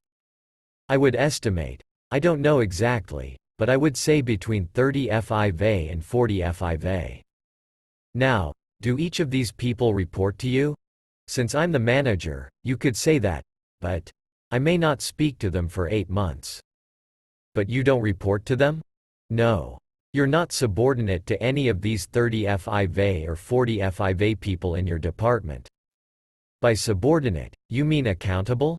Yes. I'm not, I'm accountable and I'm trying to do a good job. Again, we don't have people that check in with one another. Well, do these people report to you? Are you denominated the boss? Yes. As though to underline this desire for structural egalitarianism, Milken had no off-ICE. On the infrequent occasions when he was away from his desk in the center of the trading floor, he urged others to use it. Meetings were generally open to all who were interested. People were encouraged to perform numerous functions. In a later SEC deposition, given in 1982, Milken described some people in his group as quasi-trader salesmen, explaining that, on a given day he could be primarily selling, and another day he could be trading. Another day he could be doing something else. In this group in which no one was to be placed above anyone else, Milken had no second in command. One former member of his group says that even when Milken had to be absent from the trading floor for a day, he would not deputize anyone, and he would not, in this disciple's view, because it would mean ceding control. In an SEC deposition in 1985, when he was asked who was second in command in his department, Milken expounded on this point, saying, "I would say there is no second in command. You could say on some days there's 170 people that are second in command, and other days, there's 10. It depends on what's happening, what the situation is. People have responsibilities, rather than a formal organization chart." Indeed, someone once tried to draw an organization chart of Milken's group and it became a joke, a maze of crisscrossing lines, which was then screened onto T-shirts. Thenceforth, Milken's group was dubbed the T-shirt organization. If the absence of clearly defined responsibilities caused some pushing and shoving among a highly aggressive and incentivized group of people, Milken probably did not mind. According to one former member of this group, Milken preferred that there be a certain amount of friction among his people, so that they would not develop alliances, and he could better maintain control. Milken kept his group cloistered. He demanded that his people shun publicity, as he did. He was convinced there was no upside. Mike would always say, "You can't make a dime off publicity." Steve Wynn recalled, and there was considerable downside. If his people started seeing themselves in print, he once commented to this reporter, they would get their heads turned, they would think they were famous. They won't work as well. I want them there at 4 or 4:30, ready to work, until 8 o'clock at night. That's what we do, that's our responsibility. I don't want them to think of what's outside. As though hearing the ring of the despot in his words, Milken quickly added, I don't expect anyone to do any more than I do. I sit among them, my desk is the same as theirs. Milken doubtless did inspire by his example. In an SEC deposition in 1982, he described what generally happened in his workday, which started a little later then than it would in later years and was not as frenetic as it would become. I come in the morning sometime between 4:30 and 5 Milken began. I generally read the Wall Street Journal. I generally write notes for the people in the department, put them on an administrative person's chair. By 5:15 she's put them on everyone's chair in the department, so if they're not in they can't sit down without picking up their note. I then direct administrative people to make phone calls for me and get people on the phone, and that generally runs till around 2 o'clock in the afternoon. Sometime around 10:40 FIV to 11 FIF they put some food on my desk which I eat in anywhere from 1 to FIV minutes. Sometime in the afternoon it's possible corporations would come in for meetings and there would be meetings in the department with representatives from various corporations. Sometime between 4 and 6 a position sheet is put out as to what the position is for the department at the end of the day, which I start to review. And if I'm not too tired, I then start writing out notes for the people in the department, asking them why they bought or sold a security, if I have an opinion, or I don't think that's a good idea, or that it might be a good idea. When I'm exhausted, I go home and I get ready for the next day. Milken also made it clear that whatever happened on that trading floor was under his control. I have good hearing, and over the years it developed that I can hear most conversations in the department. It's a small area they're going on. I might overhear someone doing a trade that I don't think's a good idea and might scream at them before they've completed that trade, or try to provide direction. For Milken, weekends were an extension of his weekday treadmill. Maurits Edersheim, who had been at Burnham & Company since the 40s and was deputy chairman of the board, recalled that he had a friend who was so eager to meet Milken that he agreed to the only time Milken had available. 5:30 a.m. on a Sunday. Then Mike called me, Edersheim said, and said that he hadn't realized that the clocks would be moved that Sunday for daylight saving time, and could my friend come at 4:30 instead? Sometimes it seemed that the very notion of his taking time off was so at odds with his self-image that it offended him. In the above SEC deposition, the government attorney was questioning Milken about having been in Sun Valley, where Milken had seen Steve Wynn. "I'm not quite sure what the circumstances are here. Were you on a holiday?" asked the lawyer. "I took off Friday and was there Friday, Saturday and Sunday," Milken replied. "Okay, and at some point you saw Mr. Wynn at this holiday?" "I had my briefcases with me, so I was reading at the time." "I don't know if you want to call it a holiday, one has their own interpretation." The example Milken set must have done much to bind his people to him, an example of sublimation of all things personal, and utter consecration to his mission, which was framed not just as money-making but challenging the prevailing misconceptions of the financial world with respect to low-rated debt and moving capital into the hands of a new order of manager-owners. But when all is said and done, the real glue was probably the money. Milken had made his key people fortunes that made the incomes of the investment bankers at Drexel, or at any firm on Wall Street, seem penurious. And this was true despite the fact that incomes for Wall Street's investment bankers were skyrocketing. In 1983, the top earners in Drexel's corporate finance department were making over $500,000, and that was roughly double what they had made the year before. By this time, the discrepancy in income between the bankers in New York and the Milken Group had spawned internecine rivalries. Many of the bankers envied the gold mine in Beverly Hills, while Milken's group, at their desks at 5:15 a.m., under their master's lash, disdained the bankers as lazy. Indeed, it became customary for bankers arriving at their New York offices at 7:30 or 8 a.m. to find that Milken had already called. They would return his call, and start the day with a Milken harangue.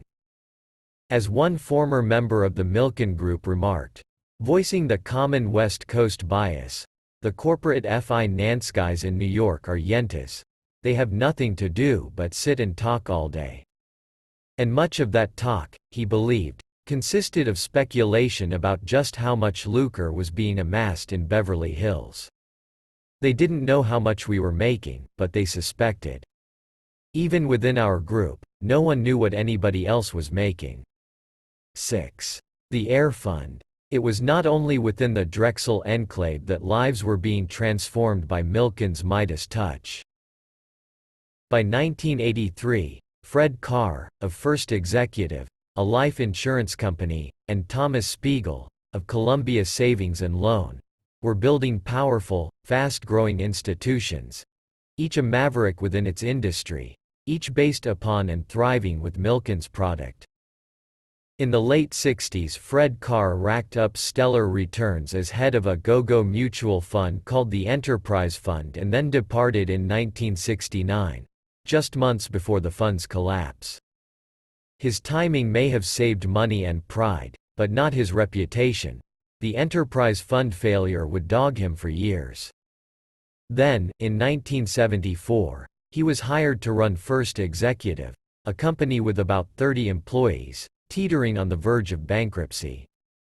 Friends wondered what the lure in a moribund insurance business could be for this shrewd equities analyst. But, the fact that it had the name, insurance business, had nothing to do with Fred's going to First Executive, declared Naftali Teitelbaum, who worked with Carr for years at that company. He went there because he would have the opportunity to exercise his concepts in investments unfettered. Carr quickly allied himself with an actuarial consultant, Alan Jacobs, who provided Carr with the insurance business expertise that he lacked himself. Over the next 12 years, Jacobs would quietly, very much behind the scenes, design many of First Executive's innovative insurance products. In 1975, the company began marketing the Single Premium Deferred Annuity, or SPDA, in which the buyer made one payment and then collected the payout, tax-exempt, a given number of years later. The SPDA and the other annuity products that followed it over the next decade, including structured settlements and guaranteed investment contracts, or GICS, were custom-made for Carr's desires, since they brought in large sums of money up front for him to invest. And if Carr could promise a higher return than the next annuity marketer, he would dominate this burgeoning business. All he needed, then, was a crackerjack investment strategy. By 1977–78, he had it. He would eschew real estate, common stocks, mortgages, all the traditional investment instruments of the stodgy old insurance giants, many of which would have shown enormous losses if they had had to mark their portfolios to market, showing their current market value, and he would go into bonds in a big way. Junk bonds. Indeed, according to an associate of Milken, Milken was convinced that one of the many benefits of his moving to L.A. would be his ability to cultivate a relationship with Carr and First Executive. In 1978, the year that Milken moved to the West Coast, First Executive bought some portion of 66.7% of all the public junk issues Drexel offered. In 1979 it bought in 73.3% of the issues, in 1980, 86.7%. In 1981, 100%, in 1982, 92%, and in 1983, 100%.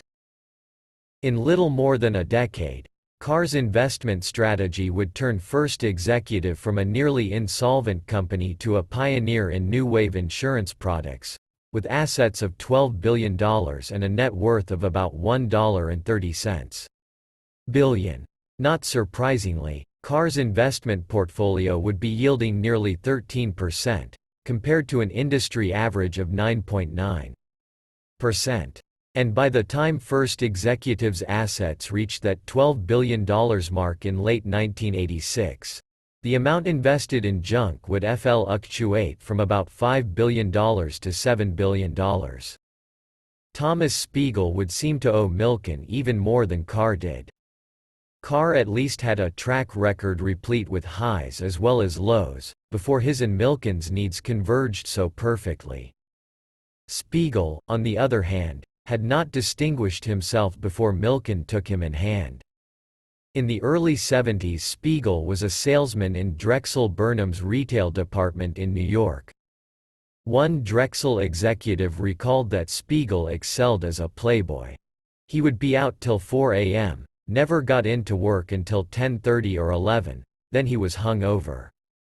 Spiegel then tried his hand at real estate, marketing condominiums in Iran for Starrett Corporation. In 1974, Spiegel's father, Abraham Spiegel, bought an ailing thrift in Beverly Hills, Columbia Savings and Loan Association, and in 1977 brought his son Thomas in as its president and chief executive off ICER. Its net worth was then $3 million. Under Thomas Spiegel's aegis, it continued to flounder. Of course, Columbia was not the only thrift in trouble. By 1980–81, a large majority of the nation's 3,000 S&Ls were caught with the same devastating mismatches that Columbia was. It had made long-term, fixed rate mortgage loans, with funds provided by passbook and other short-term savings accounts. Those mortgage loans had been made at rates like 4 and 5%. And when interest rates in 1980–81 spiraled to 15%, thrifts had to compete with the new money market mutual funds and thus were forced to shift from passbook accounts to certificates of deposit with adjustable rates.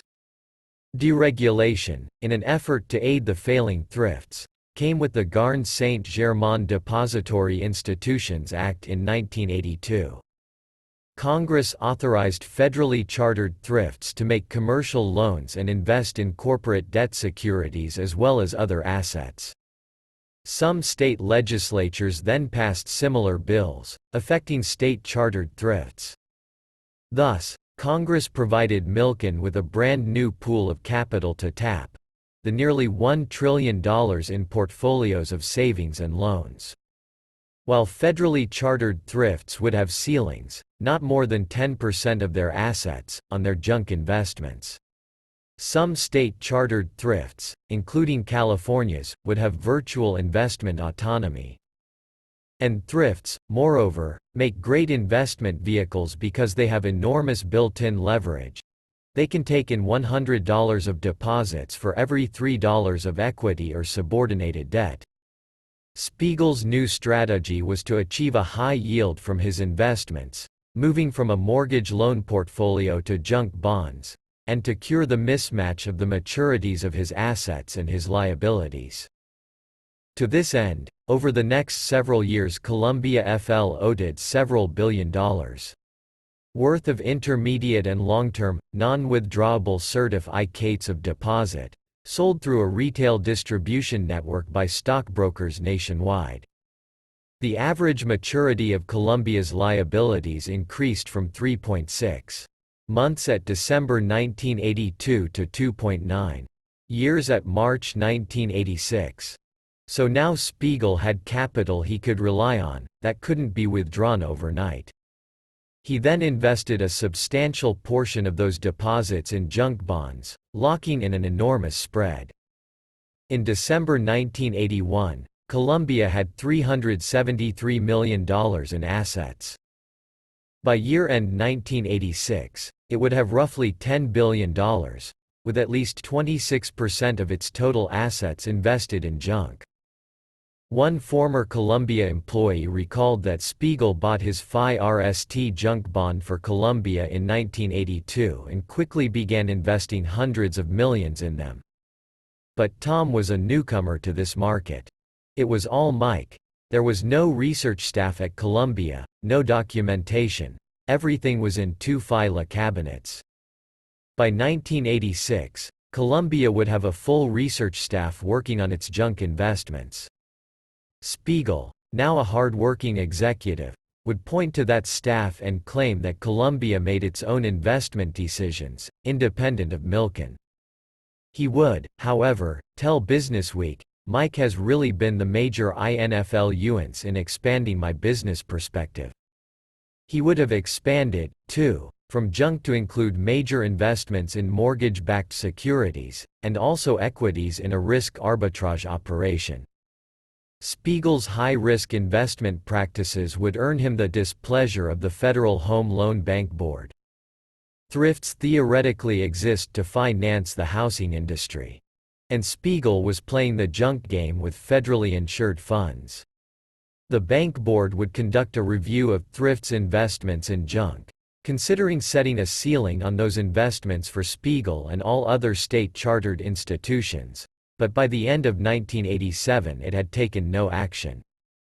At the insistence of that agency, Spiegel's 1985 compensation would be reduced from nearly $9 million to $5.10 million, which still made him the thrift industry's highest-paid executive. Spiegel was no favorite of the government, but he had, with Milken's product and guidance, created one of the most professor-able and best-capitalized thrifts in the country. By the end of 1986, while Columbia's Professor ITS continued to grow, nearly 1 of every 4 federally insured savings and loans had lost money for the year, and their losses had more than doubled from 1985. In speeches Milken gave in 1986, he took pleasure in alluding to these successful upstarts, First Executive and Columbia, which had outed conventional industry practices. Milken was the proud progenitor of both institutions. And his relationships with them continued to be incestuously close as they came of age. He sold them the junk bonds that were the engine of their phenomenal growth. He raised capital for them. And he was their substantial shareholder. According to one former member of Milken's group, Milken and some group members provided Carr with much-needed capital by buying his stock and warrants when he was starting to build First Executive. By the end of 1981, Milken and a Drexel Group owned 50% of First Executive's reinsurance subsidiary, later renamed First Stratford.